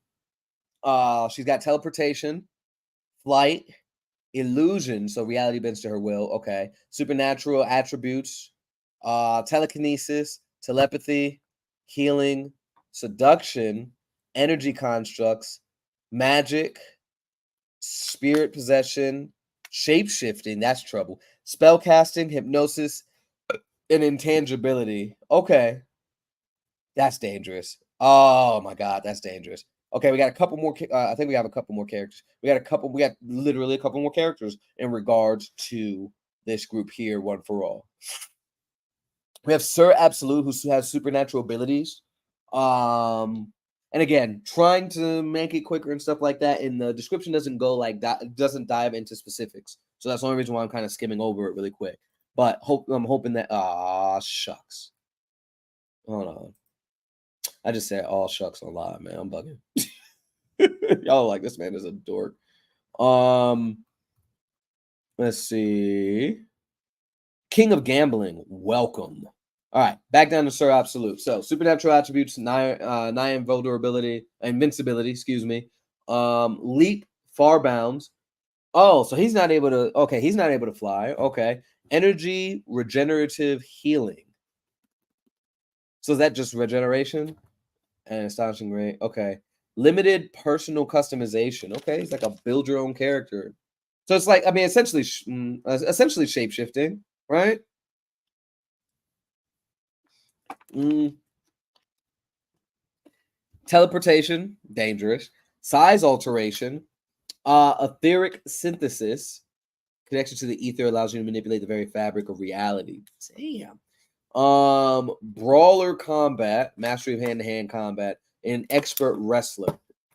Man, I tried to tell y'all these characters are crazy. Superhuman attributes, of course. Again, when we dive into this later on, again, for future reference, I want to know to what extent are we talking with superhuman attributes, right? So we know beyond those of ordinary humans, but like, is he like Jupiter Man and he's destroying planets in a punch? Is he ripping the fabric of space time with his bare hands? I'm thinking about Titan the Ultraman, who's holding the magical realm and the regular realms either together or apart, but he's holding entire dimensions in the palm of his hand, right? So, there's different levels to the strength, speed, and durability game. I want to know specifics. Angular momentum flight, cellular energy stockpile within the very core of your being lies a reservoir of balanced energy, a wellspring of power that fuels your every action, sustained cellular energy I beams. Okay. Man, okay. These are some powerful characters, bro. I remember I was looking at some of these characters before and I was like, they're all in the same universe. I think I saw a page when you were talking about the Indiegogo. I think it was one of the promos joints that you did, and one of the characters popped up on him, and I was like, "There's gonna be more heroes in the Jupiter Man joint." Like I thought they were gonna be like separate universes or something, and I was just like, "Who else do you need if you got Jupiter Man in there? Like he could be." My assumption, I was like, he could practically be everywhere at once. Like, ain't even no point in being a hero, but I guess him being around would still motivate others to be heroes and do their own thing. Then again, he just got out of the basically 200 years of sleep, so they probably just came about throughout the years and stuff like that. So disregard. But yeah, so that was everybody for One for All. Again, that was a typo. So if I read too fast, if you guys couldn't keep up, anything like that, it's perfectly fine. Join the group, vote, read about the characters yourself, make your determination. Now, last but not least, we've got the Aegis Sector. That is Michael Wynn's group. We just talked about One for All, which is Idolverse, which is by Nathan Rouse. We also had the opportunity to interview him about his character, Jupiter Man.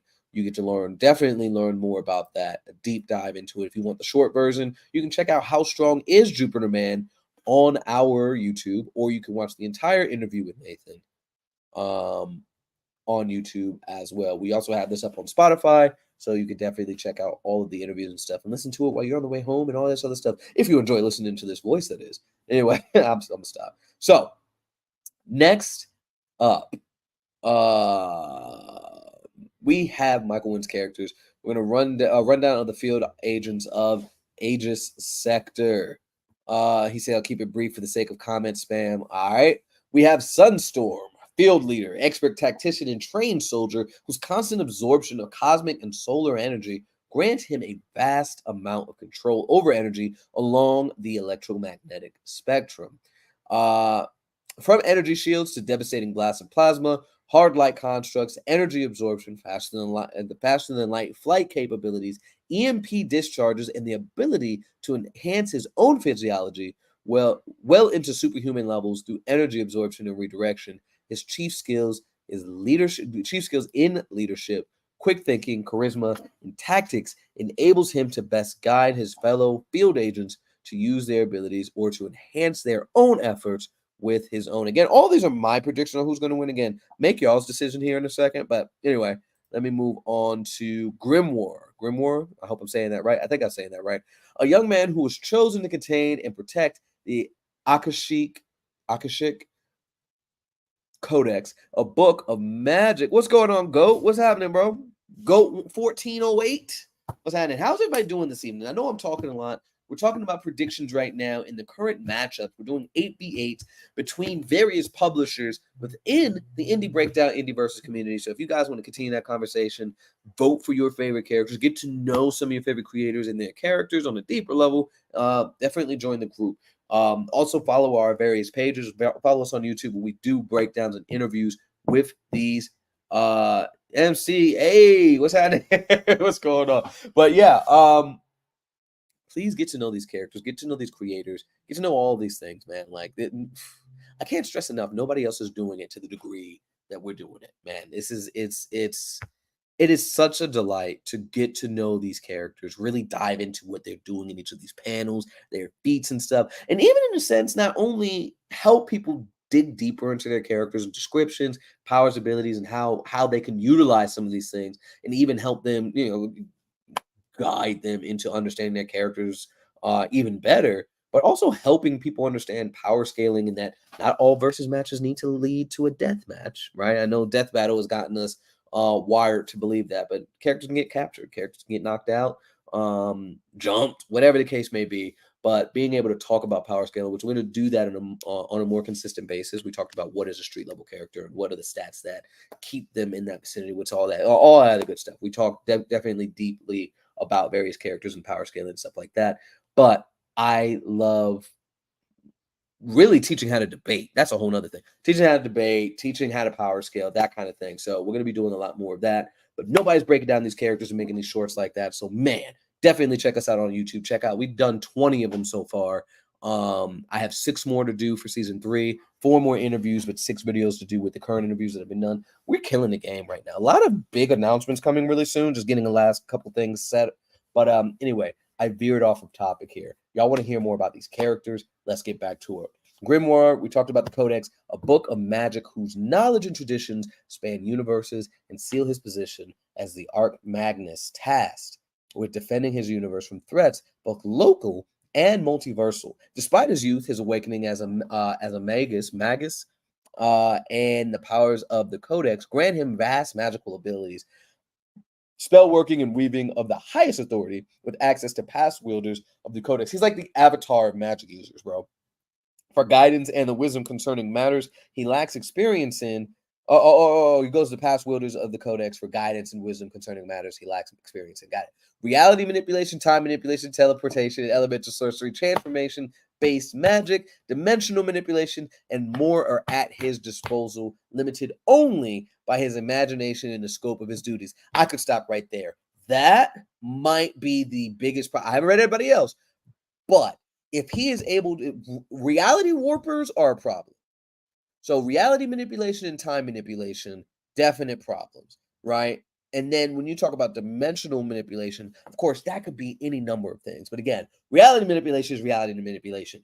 If you can change reality, if you can manipulate reality, it's done. You're talking Franklin Richards type stuff right now. Obviously, Scarlet Witch type stuff. Like it's that's a lot. That's a lot. And I don't know, bro.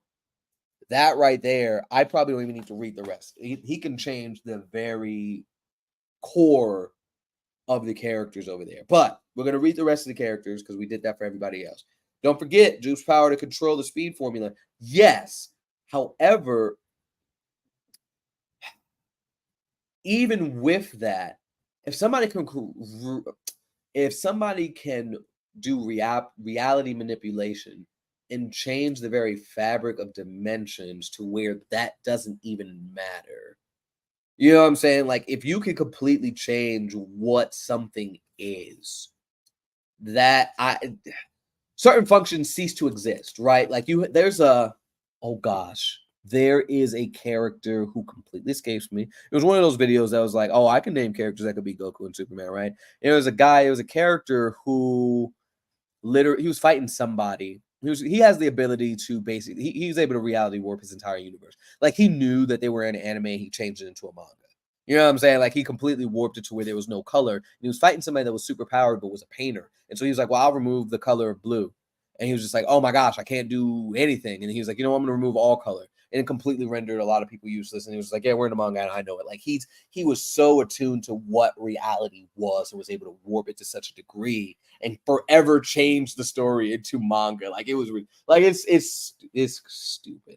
But again, that's reality warpers, right? So to what degree is this character a reality warper or a reality manipulator and a dimension manipulator? Like these are some really dangerous things that when we see it in mainstream, they never utilize this type of stuff to its full ability. Excuse me for a moment. They never utilize this to its fullest capacity because, again, if you got reality manipulators, I'm not going to harp on this too much longer. You got reality manipulators like Franklin Richards and stuff like that. I mean, we had an image way back when, I think it was one of Jonathan Hickman's runs, where you've got Franklin Richards as a child in the bed, creating a whole universe in between his hands and stuff like that. Like a fully grown version, if I'm not mistaken, correct me if I'm wrong, but Galactus not his herald at one point. Like you've got these massively powerful characters that can really do anything. This shouldn't really be a threat anymore in some of these universes with the level of power, but they never use it to the fullest of abilities. But anyway, this is indie, so things are going to be different here. Long story short, when you have reality manipulators, that already gives you damn near the dub easily. It's just like, oh, my power is this. What power? I mean, we saw a glimpse of that with Wanda, right? In Multiverse of Madness, right? Where it's just like, he can do the, with one, udder, he'll wipe you out. And it's just like, well, what mouth? And it's just gone, right? So now imagine that on dimensional scales. Like, you're not a god. What is that? You know what I mean? A god of what? And then, like, you have no power anymore. You're a regular guy. So it's very dangerous. It's very dangerous with these things, but we can't assume. Oh goodness, that light is bright. Let me move right in the way of that. I'm so sorry, y'all can't see me. There we go. So anywho, we're gonna move on to Sidescape. We're not gonna go ahead. We're not gonna assume the levels of strength for that character, but that is a very dangerous character. So next we have the first Sidescape, a first order telemental of the highest skill and head of Department Psi. I was going to say PSI. Sidescape possesses a vast level of telepathic and psionic power, granting her great ability in the realm of psychic powers. Ranked among the most powerful psychics ever encountered, she is both a blunt hammer as well as a precise instrument with her abilities, which include long and short range telepathy, networking of minds, psionic bolts, and weaponry, mental illusions, shielding, astral projections, precog, and other affiliated abilities. Though her telepathy is stronger, her telekinetic abilities are noteworthy, allowing for psychokinetic shields, supersonic flight, telekinetic bolts, and the ability to move even large structures with her mind. This swole dude right here, Validus, oh my gosh, I don't know how to read. Inscrutable, supernatural being formed from the collective essence. Don't y'all laugh at me. Collective essence of beings, said to be the embodiment of the myths of ancient Greek mythology. The mighty Validus is said to have access to unfathomable power and is perhaps the single most powerful member of Aegis, and weapon of deterrence as he is power has power as he it says he his. So as he has power equal to the myths he embodies, the strength of Atlas and Hercules, the speed of Hermes. Marvin, what's going on, man? I just happened to see the name. I was like, oh snap, I know you. What's happening, bro? What's going on? So I don't know how to pronounce it. Is it Oreo? I don't know how to pronounce your Instagram name, but are you sharing your music and stuff on there, bro? Because if you are, y'all need to follow his page ASAP. Pretty doggone awesome. Mayo, welcome. Paper Hoodie, welcome. Where's Cam? Welcome. Again, everybody that's joining in, welcome. Young Loss, 33, welcome. We're talking about characters. You guys have an opportunity to vote for these characters in our group, the Indie Breakdown /Versus on Facebook. Like for One for All, Heart for Aegis Sector. We have 2 other matches that we talked about earlier. You can read through the character descriptions and all that. make your vote, choose the characters. This technically ends today, and then we're going to move forward with a new set of characters tomorrow, and then we're going to kind of keep going from there. We'll go live a little sooner so that we don't miss that 8 o'clock deadline. That's okay. We're having fun here. Anyway, so the strength of Atlas, Hercules, the speed of Hermes, the thunder and authority of Zeus, the invulnerability of Achilles, and battle fury of Ares are at his beck and call, with more esoteric abilities emerging as need calls, such as the wisdom of Athena. So, like, he could just keep getting powers or stronger as needed. That sounds like old school Superman to me. You know what I'm saying? So, like, when you have him go against a character like Jupiter Man, which obviously is the strongest character in that verse, Validus is just going to keep getting stronger now, or keep gaining abilities as needed to face off against him. I gotta know, and if Michael Wynn is in here, and of course Nathan, if you're in here, what is the response to Jupiter Man to a character that is gaining abilities as needed? Does he have a means, or in regards to his thought process, right? Is he going to pay attention to that level to realize, like, he's pulling powers that he's learning? I think Vegeta says this line against Broly, right? He's learning as he fights, right? Which to me, I freaking hate that line. It's so stupid to me. He's learning as he fights. Like, I get it, but just something about it just bugged me. Something about it just bugged me. I feel like it's like, oh, he's getting stronger as he's fighting. Now he's learning as he fights. But anyway, side thing. What is Jupiter Man's response to something like that? Right? Because honestly, at the moment, there's nothing that would tell me, right? If we're blow for blow, random just fight, random encounter, and all that other stuff, if he's just pulling powers out and I never met him before, it's like, damn, he just has a lot of abilities, not he's making up abilities as he goes. I have to end this now. Like, no, it's just like, dang, this guy just has a lot of stuff in his arsenal. What is my response to something like that? I definitely want to know. Technically, Sir Absolute is the strongest. Okay. So then the question extended then, what would Sir Absolute do against a character like Validus, with his ability to do, with his ability to kind of call on more esoteric abilities as needed? And now we're going to move over to his character Slipstream, a temporal anomaly whose metagene connected her to the flow of the time stream, and granted her super speed based on the ability to be aware of and manipulate chronoton particles. The result, excuse me, is apparent super speed, enabling her to attempt in between instances, moving backwards and forward in increasingly smaller measurements, to the point that something about that just threw me off. The result is apparent super speed, enabling her to attempt in between instances.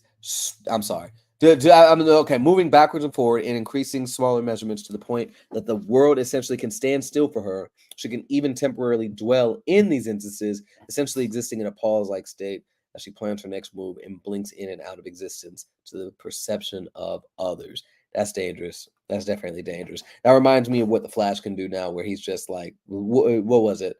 When he's like standing still, but he's like, yeah, it's weird. I forget the exact explanation, but it's a newer thing that he has going on. Young Loss, Tarek, Simon, and John, welcome. We are talking about characters in the Indie Breakdown Indieverses group. If you guys are not following that Facebook group, definitely join it now.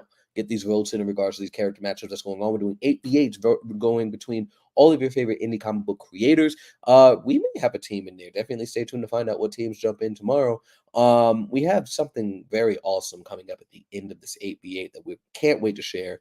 So definitely join in so that you're the first to hear about that. And of course, again, make your vote, get to know some of your favorite indie comic book creators and their comics and characters, because the Indie Breakdown is a show where we break down your favorite indie comic book characters' power stats and abilities to get them ready for what this is, the Indie Verses. We have an official show that's on YouTube and Spotify, so definitely check that out ASAP. We have the How Strong Is series, which is just a breakdown of the characters based on the interviews that we did with everybody. And then, of course, we have the full interviews that you guys can check out. Hey, from the Beer Belly of Illinois, otherwise known as Forgotten Year, home of Western Illinois University, and soon the world's largest Monopoly board. Say that. Well, welcome. We're out here in Atlanta, Georgia. So, yeah, what's happening, bro? Let's see. Next up, we have Roulette, a martial artist, assassin, and super spy who was physically enhanced and trained from the first manifestation of her powerful precog and localized manipulation. Y'all in trouble with these manipulation, reality manipulation, essentially a luck power to be a killer. But she rescued and turned towards heroism, a daredevil and thrill seeker. Her body and physiology has been augmented to super soldier levels, and this, coupled with her abilities, grants her truly superhuman reflexes, pre-natural fighting capabilities, and weapon mastery. So she's pretty much the closest to like a regular person so far in this group, which again, nothing bad, nothing whatever. These characters, Sir Absolute can replicate his abilities. So really quick. So this anybody that's just not jumping into this conversation about Sir Absolute right now, checking in on some creator-owned comics. Yeah, so definitely, I tell you what, Midnight Comics is definitely what we want to be. Definitely check us out, but also join our group, the Indie Breakdown, Indie Versus, because you are going to be able to get introduced to so many indie comic book creators and their stories consistently daily. People that are just now coming up in the space that are working on books, and people that have been in the space for a while that have several books out. So you have plenty of options, plenty of opportunity to not only get to know these people, not only get to know their characters, but have an easy kind of database and encyclopedia, be able to dive into these characters and their stories. So definitely jump into that group. Again, it's only on Facebook right now. We do have an Indie Breakdown versus page on Instagram, but we're not worried about that right now. I did just throw that out there in case anybody wasn't interested in doing that, just kind of gauging. But jump in on the Facebook group because a lot of conversation happens there. Everybody is open to answering questions about their characters, what all they can do, and we really do deep dives on these characters. So I really do enjoy these kind of conversations and stuff like that. Anyway, I am responding to Nathan Rouse, the creator of the One for All team over there. Again, it's a typo. It says all for one. It's actually supposed to be One for All. We're talking about his character Sir Absolute versus Validus. Validus is the character down here in the corner right here, who basically is able to, he's like old school Superman. He's able to just kind of pull abilities out of nowhere as needed. So my question to you now, again, in a random encounter, right, is he going to, like, what would he replicate, right? How would he know to replicate Validus's need or consistent growth? I'm gonna call it like a Zenkai boost, except in the creation of power. Like his Zenkai boost is creating powers on the fly, right? So how would Sir Absolute know that's what's happening? Because to them, in a random encounter, right, he's just gonna be like, damn, he has a lot of abilities that are able to counter me. How would he? How can we rationalize a thought process that he would just replicate that specific ability? How does the replication work for Sir Absolute? I'm very curious to know. So next character really quick, and we'll come back to that. It's a reaction his body makes. He's not in control of it. It's a defense mechanism. Now, again, so what I'll also do is attribute that to the Zenkai Boost. So I'm a huge Dragon Ball fan. Who isn't a Dragon Ball fan, right? Absolutely. Would love to have that conversation. If you would like to go ahead and DM me, John, we can definitely dive deeper into that. Anybody that's watching on Facebook that want to know what he just said, he said, when I have a moment, I would like to talk about self-publishing, working on a couple of things myself. Definitely DM us if you ever have questions about that. We will be glad to help as it relates to that. So definitely DM me and we will get that conversation going, John. I'm definitely open to that. It's a react. So back to Zenkai Boost, right? Again, I'm using Dragon Ball references because everybody knows Dragon Ball, right? But what is a Zenkai Boost, right? And again, there's nothing new under the sun, right? So a lot of these things are similar. So all this will lead to my question, but quick context, right? Zenkai Boost in Dragon Ball, right? Anytime they get hurt, they get stronger. It's their body's natural defense system. However, right, it's because they are able to sense the threat, right, that their body adapts and gets them strong enough to face said threat, right? So that's one of the things that a lot of people in the Dragon Ball community realize, that why didn't future Gohan get any stronger against the androids? Because you can't sense the energy of the android, right? So his body did not adapt or do the Zenkai boost that everybody else got in order to get stronger to face that threat, because his self-defense mechanism, the Saiyan Zenkai boost, did not, or was not aware of how strong it needed to get. So that's why he didn't increase in strength too terribly. But then when Vegeta was fighting against Frieza, going all the way back here, right? He gets blasted through the chest by Krillin.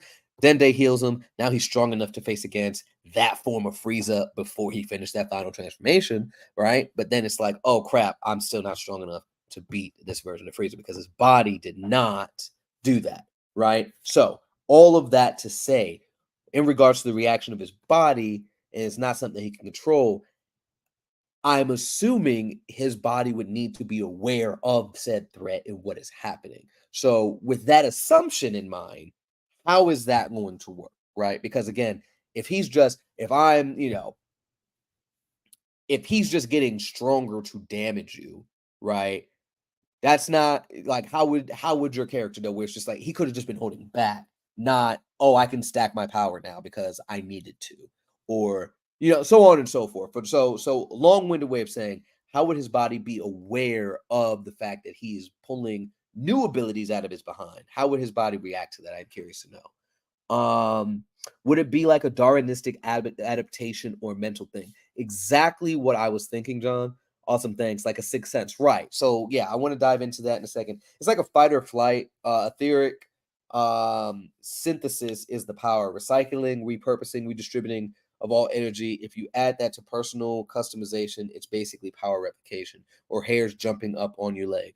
Okay, like so I get it to a certain degree. So like if Soul and Sir Absolute were going against each other, and Soul is punching heavy, and then you know then he starts keeping up, and then Soul pulls energy from the sun, and he's a little bit stronger. Sir Absolute is like, I see what you did there. I can replicate that, and I can learn to maneuver that better, right? But like he did a very obvious. I'm not glowing and having the power of the sun to obviously pulling energy from the sun and then attacking and showcasing that he's stronger. So that makes sense. But I want to know if somebody is not obviously Kamehameha waving you, you know what I'm saying? And just it's just naturally a part of them. The reaction reacts at the speed of the cause of the effect. So you're saying, sake of conversation, if he decides all of a sudden, I think that to defeat this guy, I need to utilize a poison touch. The moment that he gets touched by the poison, his body would react to that so that he no longer can be poisoned. And then because of that reaction, Validus automatically says, well, poison's not going to work. I'm going to dump you into a black hole with my fist. And then he punches and creates a black hole. His body would then react and make sure that he wouldn't be affected by said black hole. Is that kind of like how the basis of that back and forth exchange would be, is what I'm curious to know. The bomb, welcome, welcome, welcome. Again, we're talking, no, there isn't a thought involved at his body does it. Well, that's what I mean. Like, is his body so Validus would be kind of just as needed, like this is what's happening. But you're saying, but is that correct though? Like, is his body gonna automatically react in that sense? While Validus is kind of thinking like, yeah, this didn't happen, so I got to do this now in order to counteract that. But then Sir Absolute's body is just going to continuously react like that. Like, oh, he punched me with a black hole. His body's going to be like, I can't be hurt by black holes. And then he's going to be like, oh, I'm going to, whatever the case is, I'm going to de-age you. And then his body does not age, so on and so forth. Is it going to be constantly his body adapting in instance? Okay. Got you. I'm on the same page now. So now that's dangerous. That's dangerous. But now we gotta go back to the reality warpers, and I don't want to harp on this too terribly long. But if somebody did reality warping and said that you don't exist anymore, or you can't do that anymore, right? What instance does this ability have on it? Or is reality manipulation? Is he immune to reality manipulation? Let's dive into that. Is that something that's actually built into the character? Of course, is that currently something that's obviously this is a very specific question that I just want to know. Is he immune to have you thought about whether or not he is immune to reality and dimensional manipulation?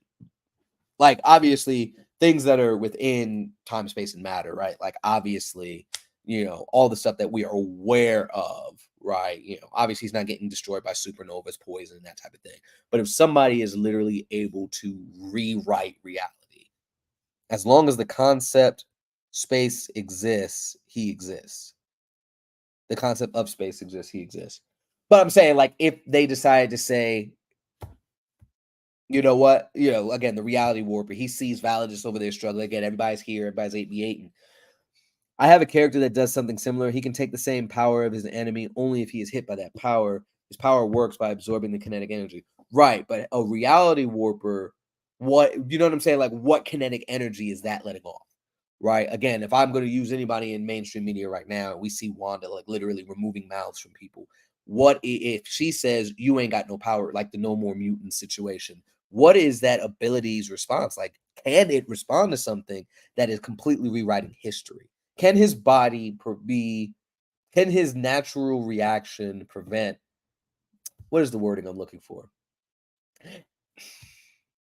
Is this ability so powerful that it can ignore changes in reality itself? That's what I want to know. There we go. I think I worded that correctly that time.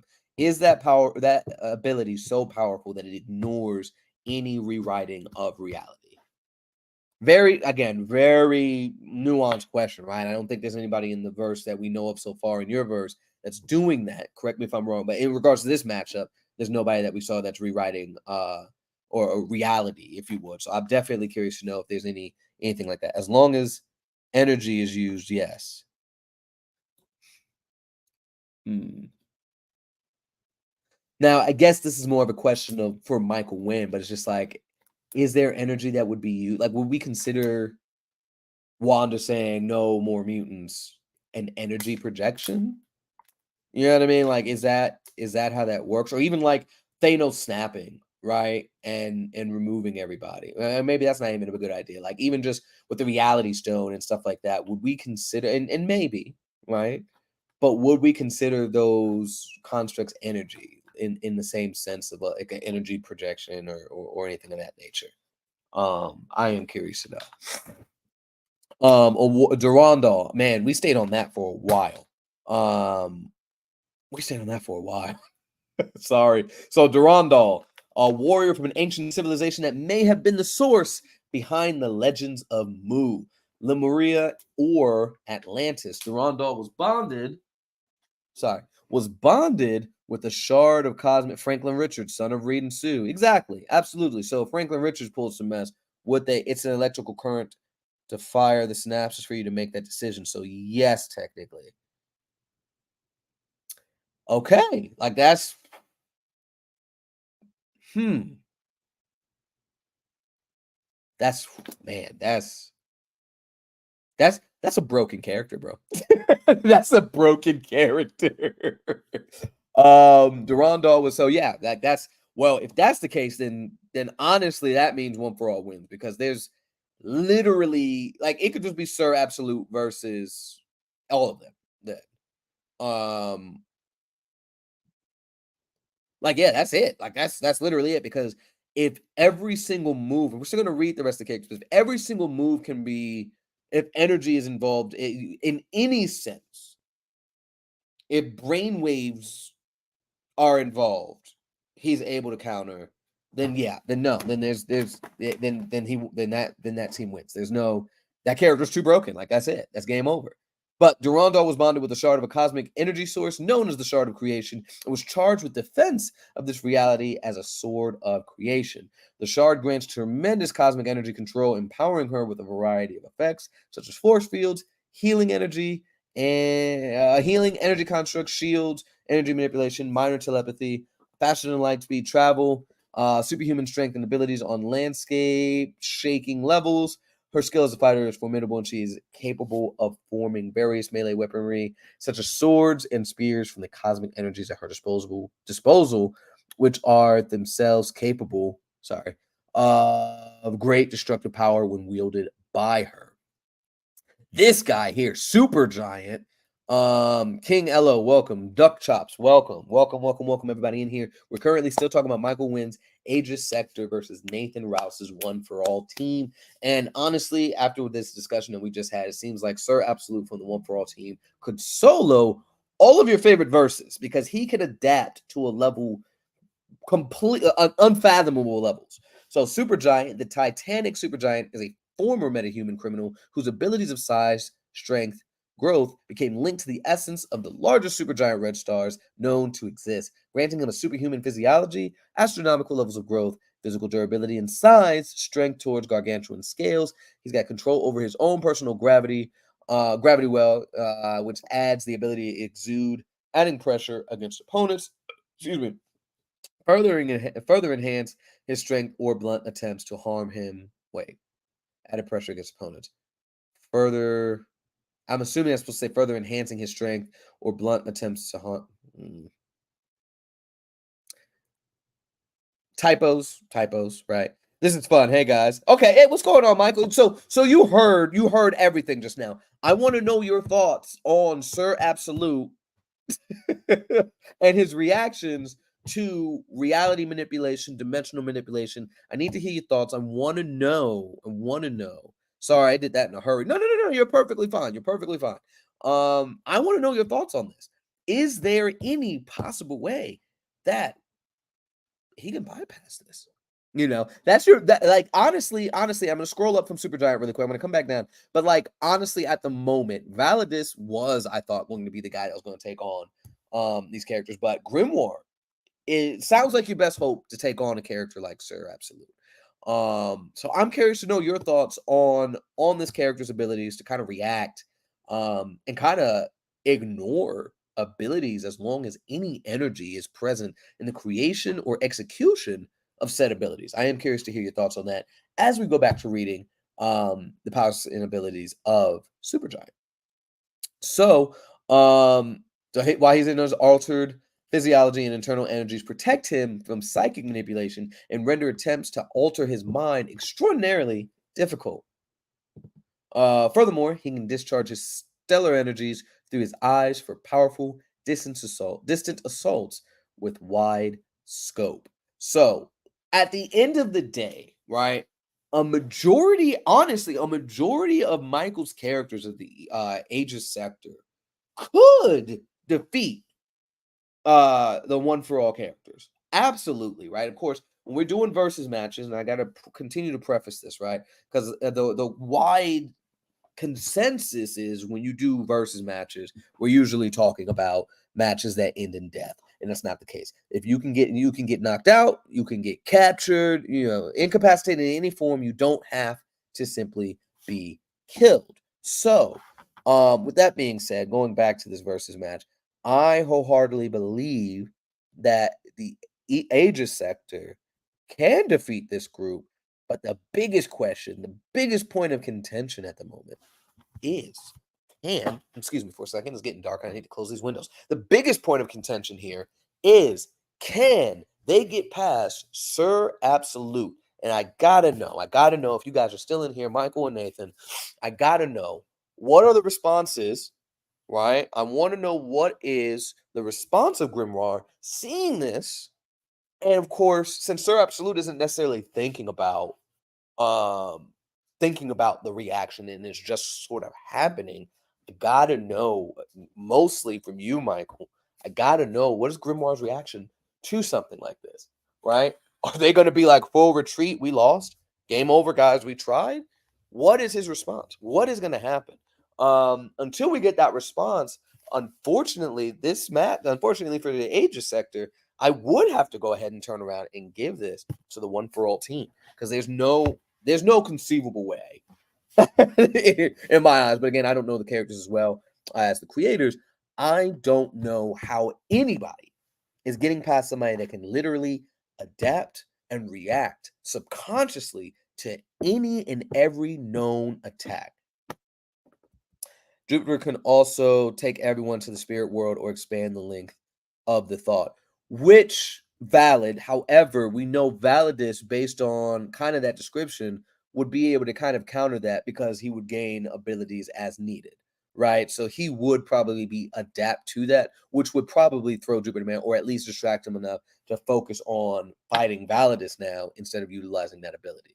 So that one would be a toss-up and tough, because now that just turns that matchup into a 1v1 until, unfortunately, Jupiter Man would have to lose that match if Validus is continuously adapting to what Jupiter Man can do.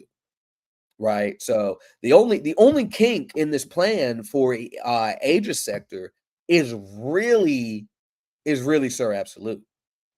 Tavis, what's going on, man? What's going on? What's going on? Okay, kind of like Darwin from the X-Men. Exactly, but like on a multiversal scale from the sound of it. Because again, if you can ignore reality manipulation, that's like the I don't even know what to compare that to. That is levels unheard of. Like that's like, so same conversation, right? Like you brought up Darwin, like perfect example. Like Darwin, like his reaction to what the Hulk in one of those books was just like run. Like I can adapt to damn near anything, but his reaction of I don't remember which version of the Hulk, but the reaction was simply run, right? But from the sound of it with Sir Absolute would just be like, okay, I would just get stronger. I would just be stronger than him. The end. My body's going to adapt. I'm just stronger than him now. Game over. Right. So it's like I said multiverse World War Hulk. Thank you, Tavis. I have questions. Does Validus have the essence of gods or their spirits or ghosts? That's a great question. That's a great question. So I'm assuming if he's getting abilities or help from an entity that's not necessarily flowing through his brain waves and stuff like that, he can get by him. Actually, no, I'm thinking of something else. You were talking about the spirit world. I'm getting ahead of myself. You're talking about the spirit world if he has access to these people at all. From the description, he is simply the embodiment of the myths of ancient Greek mythology. He's said to have access to the unfathomable power and is perhaps the single most powerful member of Aegis and weapon of deterrence. Oh, wait, he said something. So I'm trying to juggle a few things at once. So help me understand the question a bit more. I do have a general grasp of Sir Absolute from our talk back and forth versus Colossus, which I say Colossus takes pretty questionably, yeah. But as far as this, from what I'm gathering, is a question: can Grimoire overcome Sir Absolute's ability to adapt or grow stronger with his control over magic? Yes. So to dive into that really briefly, essentially, what Nathan said about his ability to adapt is so great, right? That essentially, and I'll give the play-by-play how I did a second ago, right? If somebody's, again, let's say somebody has a constant set of abilities, right? Hey, if I punch you, I can poison you. Automatically, his body, the moment it gets to the point where it's about to touch you or touches you, his body automatically reacts to a point where it says, I can no longer be poisoned. Then he comes in, so let's say now Sir Absolute's opponent decides to turn around and say, well, with my left hand, I'm going to punch you into a black hole. Like my hand is going to hit you so hard that it transforms into a black hole.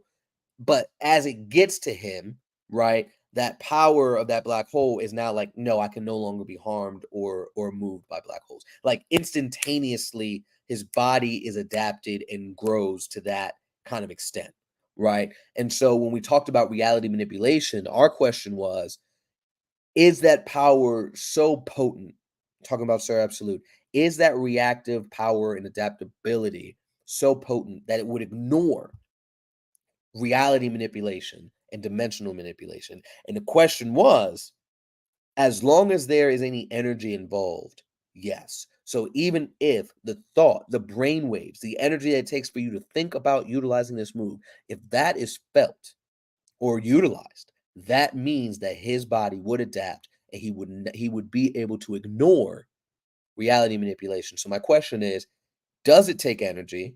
Is there thought process? Tell us the physiology of, essentially these of grimoire, right? These spells. Like obviously, I kind of compared him to the avatar of magic. Is his reality manipulation powerful enough to ignore? I don't know how to ask that. I don't know how to ask that. What's your response to an ability like that? Is really the question. What is Grimoire's response to an ability like that? Somebody that is able to potentially ignore the concepts of reality. Right. Okay. So does he have to say the spell or does he just have access to it and just does it? Because then the next question is, right? I'm sorry, I didn't read Tavis's question. Or does that power extend to Greek primordial gods? If so, he can match Absolute. These are great questions, people. But yeah, if he doesn't have to say the spells, and so I personally didn't think he needed to say the spells, and I feel like because he's able to tap into the knowledge and the other beings that came before him, I feel like kind of like Avatar state, like he's just kind of like he can just clip it or lock in with them and just do stuff subconscious now. Because like if he's able to do like Avatar state stuff, of course we saw like I'm thinking about what's like the live action like that just happened, which was pretty good. I enjoyed it. But like how he just tapped in and was Kyoshi for a hot second. Like, are you able to, what I mean? Like, is he tapping into the other magicians to that extent to where he's just like, it's not even me anymore? Or is it just, hey, how do I do this? Oh, that's how you do it. Okay, cool. Now I'm going to say the spell. Like, how does his magic work? And again, what is your response to somebody that's able to react in that manner. I hope I didn't ramble too much. I hope you understood the question.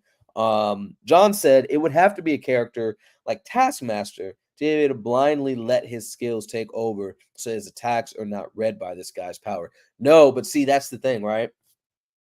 It's not even that he has to see and understand it. His body's natural reaction is to adapt and counter. So even though although Taskmaster can just do stuff willy-nilly and just kind of flip between different things, he's not his Sir Absolute's ability would be able to allow him to hone in on Taskmaster's ability. Like, oh, he's fighting with a bunch of random styles that I don't understand, but his body would understand it, right? So he automatically ultra instincts essentially any and every type of ability. What is the response to this type of fight? And of course, Michael, you know the characters that's in this 8v8. Do you have a response or answer for this? This was the match I really wanted to get to, guys, as you can tell. This is the match I really want to get to. If you guys want to see the actual matchup again, right here, we're in the Indie versus Indie Breakdown group right now.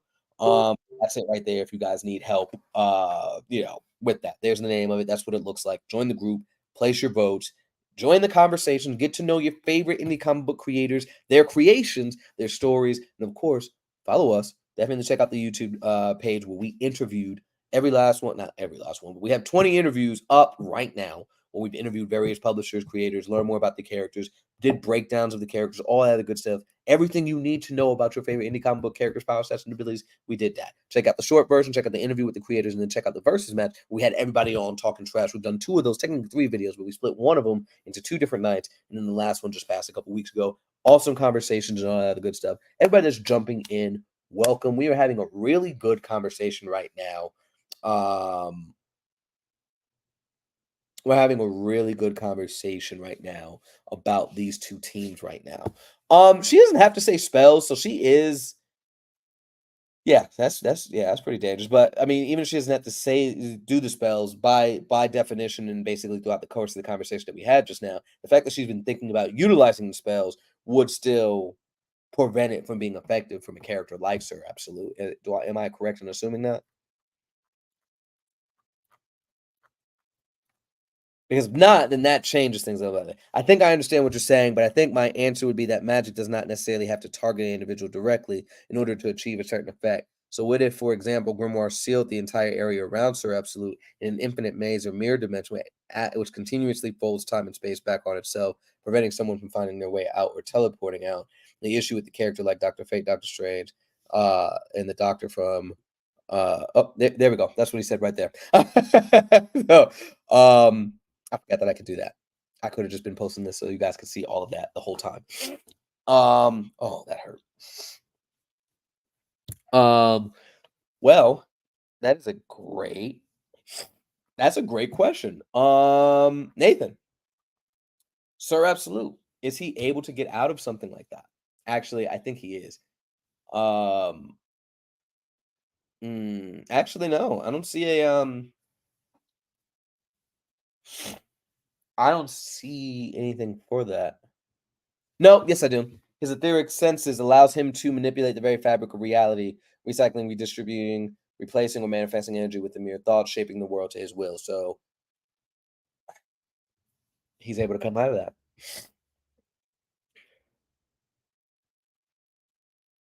So now it's kind of whether, right, to what degree is Sir Absolute able to manipulate the fabric of reality? But again, if somebody's able to do reality manipulation, right, it's the reality to your understanding. And that's always the interesting thing when we talk about characters that can manipulate reality. If I change reality as you know it, right, your understanding is yes, because he can adapt to exist out of these realities. But can he adapt to escape? Right. So then it goes down to degrees in time and teamwork. Right. So but right, Nathan. So my question now is, how do you react to a new infinite reality? Right? Like, I don't know how to.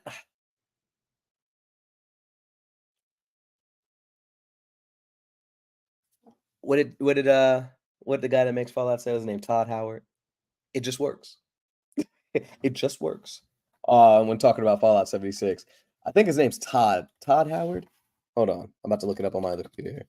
Yeah, Todd Howard. Yeah. So from the sound of it, it sounds like in regards to that ability, if Michael's character, if Grimoire seals him into an entire area in an infinite maze or mirror dimension, his body will react and say, no, I no longer exist in that new reality. I have decided to exist back in the reality that I came from, and just ignores that. Boom, I'm back. And now fight resumes. He'd exist in the presence of the energy he's locked in if it's the synapses of Grimoire. Wait. He'd exist in the presence of the energy he's locked on if it's the synapses of Grimoire is there, so is he. And he said that too. Okay. So it's like a targeting system. So it's like, hey, so like when we're playing like Tenkaichi 3, right? Like we're playing Dragon Ball Tenkaichi 3, right? And I'm locked on. It don't matter where you fly on the map. I'm locked on to you. I don't care if you're hiding behind buildings, under the water. I'm locked in. I see you, right? But on top of that, even if I'm able to see you from an infinite distance, not only that, because of his reality abilities, his etheric synthesis, he's able to say, I don't exist in there. Not negating that it exists, but I'm negating my existence within it. And I wouldn't suggest fighting him as a team. Yeah, it sounds like the only way to get Sir Absolute to stand down is to find a loved one and threaten their livelihood. Honestly, I don't think that would work either. Because again, with this ability, he would change reality and be like, you're not holding a loved one anymore.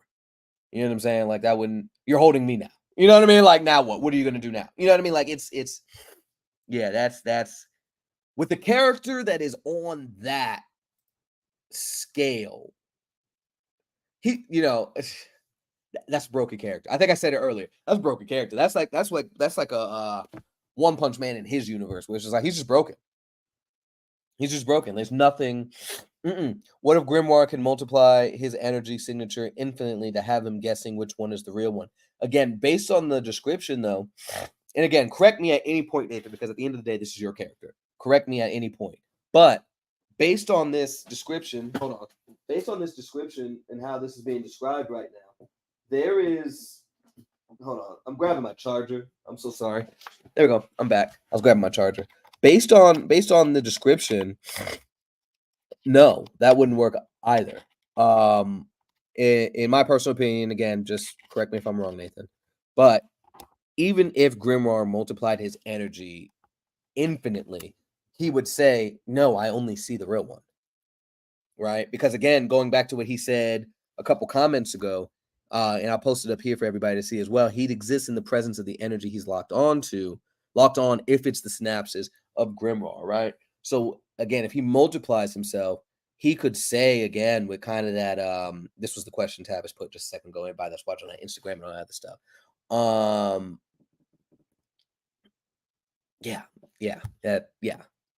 So he would just be like, I don't acknowledge the copies.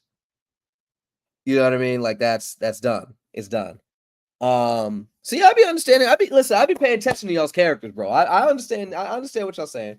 I feel like I'm asking the right questions to understand these characters and explain it properly. But yeah, so John said, yeah, Sir Absolute is just too overpowered. What you just said makes everything obsolete. And that is correct. That is correct. That's dangerous. That's a broken character. And that's one of those characters like you hear about like the presence, right? Or how you would explain the one above all, and that's why they don't get involved, because it's just like they couldn't level the entire landscape. There's nothing you can do against the kid. Although, wait a second, actually, I think the one above all has been defeated or something. Which one is the Marvel one? The one above all, right? Yeah, the one above all has been stronger than the one above all. I feel like was it a version of Thanos, or it was a version of some character that was stronger than the one above all. Hold on. Let me fix this real quick. Let me look. Who has defeated the one above all? Nobody? Why do I feel like somebody did? I feel like this is a recent thing. Yeah. The one above all was one of the many victims of Thanos in his eternal quest to please death. Yeah, he was obliterated along with his fellow Celestials by Thanos when he stabbed Black Bolt to death in order to use his destructive voice as a weapon. Excuse me. Yeah, that's insane. That's insane. Yeah, that's insane. So yeah, but like so better example. So the presence would be the character that Sir Absolute practically is. Like you won't see him in a fight. He will not lose a fight. He is. What is the saying? There's a saying. I think it was. I think, therefore I am, and I feel like that's exactly what the powers is. I feel like that's what Sir Absolute is. I think, therefore I am, and that's it. That's it. That's game over. Wait, someone with the power of absolution, maybe they would have a chance. Every change Sir Absolute makes, someone with the absolute power can make it worthless. With the opposite power can make it worthless. The one below all, which is a version of the whole. Nah, bro. Because again, based on these descriptions, hold on, right, as explained, I thought this was up to mostly say JLA authority level. Otherwise, I'd have had Colossus team up with Aegis. You know what? That is actually absolutely correct. That's actually absolutely correct. It was supposed to be up to a certain level based on that first post that Lonzo made related to this. They were only supposed to be Superman levels of strength, though one could argue that technically his strength level does not exceed that until his body needs him to exceed that. Oh my god, reality warpers are so frustrating. But like let's go back to him. So I don't want to speak falsely here. But like his supernatural, yeah, so possess physical prowess beyond the limits of mortal man with strength to move mountains, speed to outrun the wind, and durability to withstand the fiercest of blows. So technically, he does fall under the protocol of that. But if anybody pushes him, he will then exceed that. So it's one of those hacks ability situations. Oh my god, reality warpers, y'all get on my nerve. Y'all get on my nerve. So, Jesus. He said, Tavis said, what if Betrayus helped them to help Team Aegis? LOL, kidding. Okay, the crown above all. Is that a character for real? Am I bugging? What is the crown above all? I feel so out of touch with comics right now.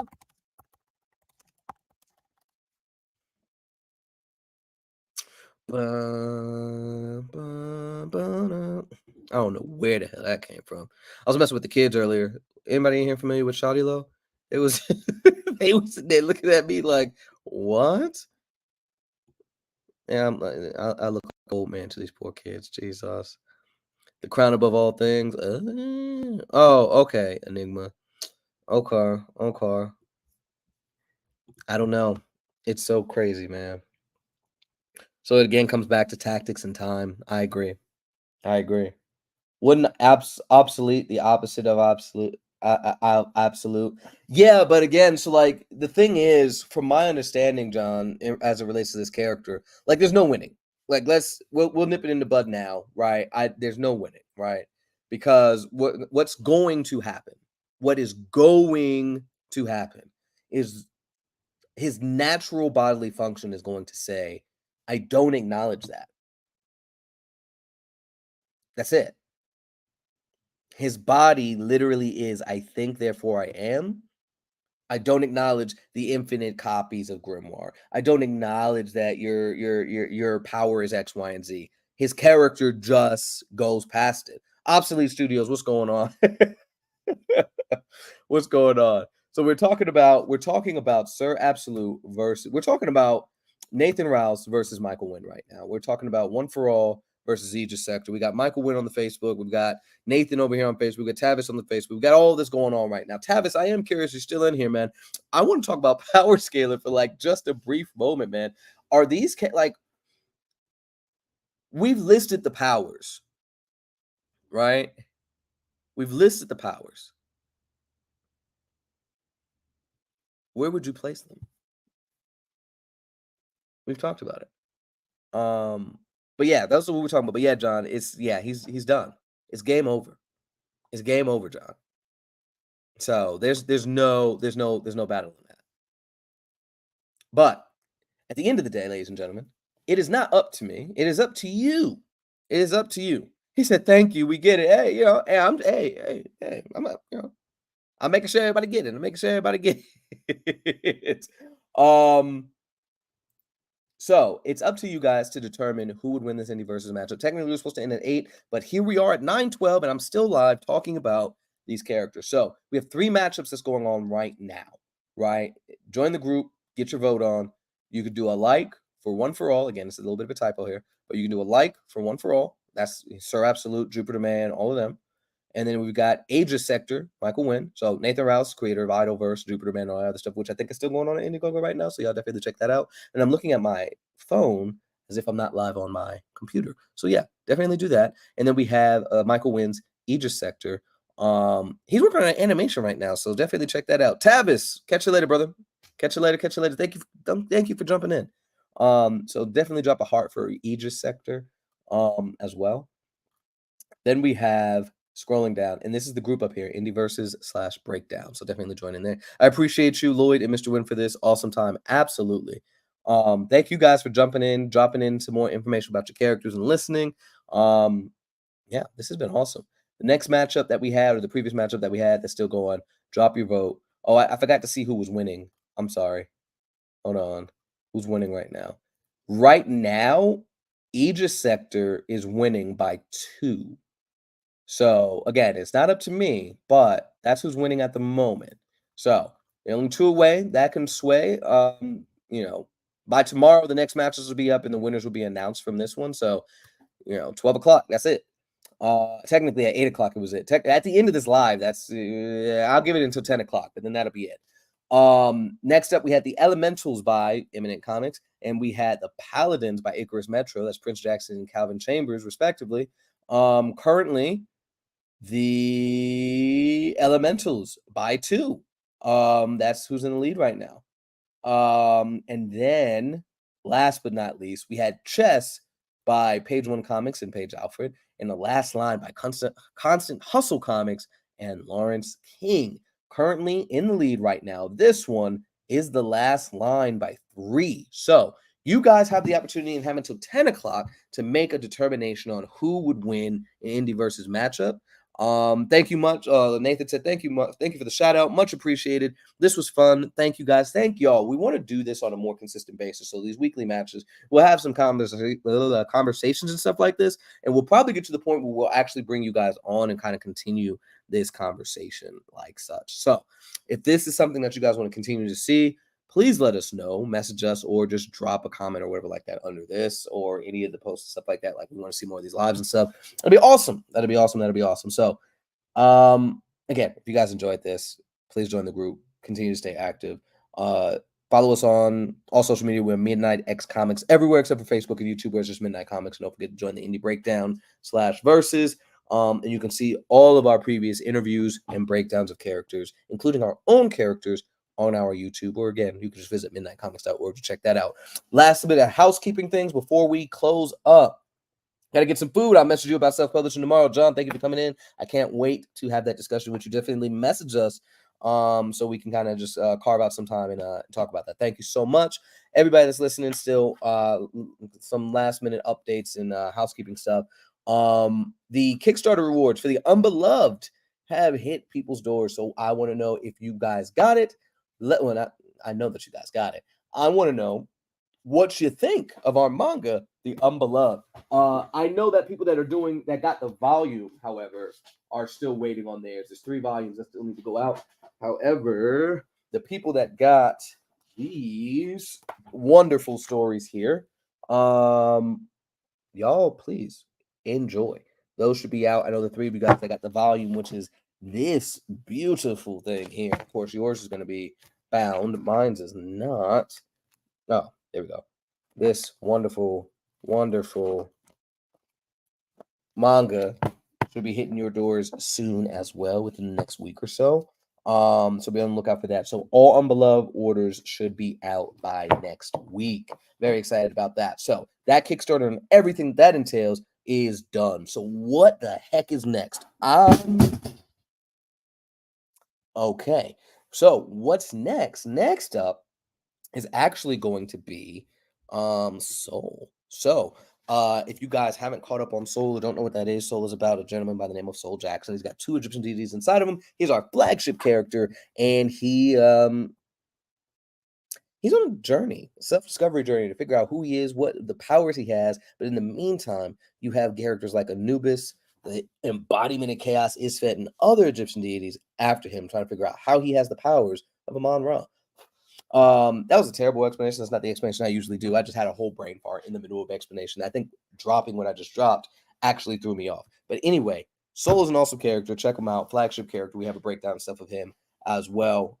That's probably going to be next. If you don't know what Soul is, definitely head to midnightcomics.org. Again, he is the community fan favorite character of the Midnight Comics camp. It's followed by the Gray. Speaking of the Gray, we will be doing a pre-order event for the Gray soon, as well as issue 2 is done. Issue 3 is getting colored, and my boy Between Magic and Dreams just joined in. What's going on, boss? How you been doing, bro? So yeah, a lot of things coming out of the Midnight Comics camp. As promised during our 3-year celebration last year, there was going to be several stories that we dropped this year. The first one was going to be The Unbeloved. Next up was going to be Soul, then The Gray, and then hopefully God Hand. I can tell you now there's been slight delays on God Hand. We did secure an artist for God Hand. However, due to scheduling conflicts, it will not release at the time that we had hoped. So, God Hand may, big maybe, get pushed back to the top of next year. However, you have already gotten the Unbeloved. You will be able to see Soul in the Gray this year. So more on that soon. We have a lot of other projects that we are part of. That'll be announced soon. So I'm very excited about that. So anyway, join the mailing list if you haven't already at midnightcomics.org to get yourself a free copy, digital copy of Soul, since we talked about him already. You can get a free copy of Soul digitally to your mailbox as soon as you join the mailing list. Of course, you'll be able to get a bunch of other goodies like discounts and all that other good stuff as well. What else? Free Soul #1 comic. Soul #2 pre-order, Soul #3 pre-order event coming soon. We have the Gray #2, Soul #3 pre-order event, Gray #2 pre-order event, God Hand potentially being moved back. Am I missing anything? I don't think I'm missing anything. So, that being said, stay tuned for a lot more. Oh, be on the lookout because we have Jupiter Man versus Evora Lee. That's coming up soon. I'm going to be finishing up writing that scenario. And that's it. That's it. Guys, I've had you on here for over an hour. I do truly, truly, truly appreciate each and every one of you for coming on, listening, being involved in this group. We're at 337 members in the Indie Breakdown versus group, and I can't say thank you enough. This has been a passion thing for the last 2 years that we finally made into a group in, I want to say, November of last year. And you guys have been showing up and showing out, and very excited. And I love learning about you guys' character. So thank you guys for continuing to share and allowing all of us to experience your characters. And I'm inviting everybody, if you have a character, if you have a favorite character, if you're just fans of indie comic book characters, join the group, interact with your favorite creators, and learn more about these characters, because our questions, and I'm talking about me as a fan, not as a creator as well, but our questions are helping develop characters, right? Like certain things that you may have thought of, others may not have. And it might be like, holy crap, thank you for that. Right? Thank you. I used to downplay my character Soul all the time, and I'm gonna close out here. I used to downplay Soul all the time, like, he's strong enough to do this, but not that. But then he's casually shrugging off blasts or impacts as strong as nuclear or hydrogen bombs. Casually, no scratches, no nothing. So he's not weak, he's strong, right? So play on that, right? So anyway, done here. Thank you guys for tuning in. And remember, until next time, midnight is coming.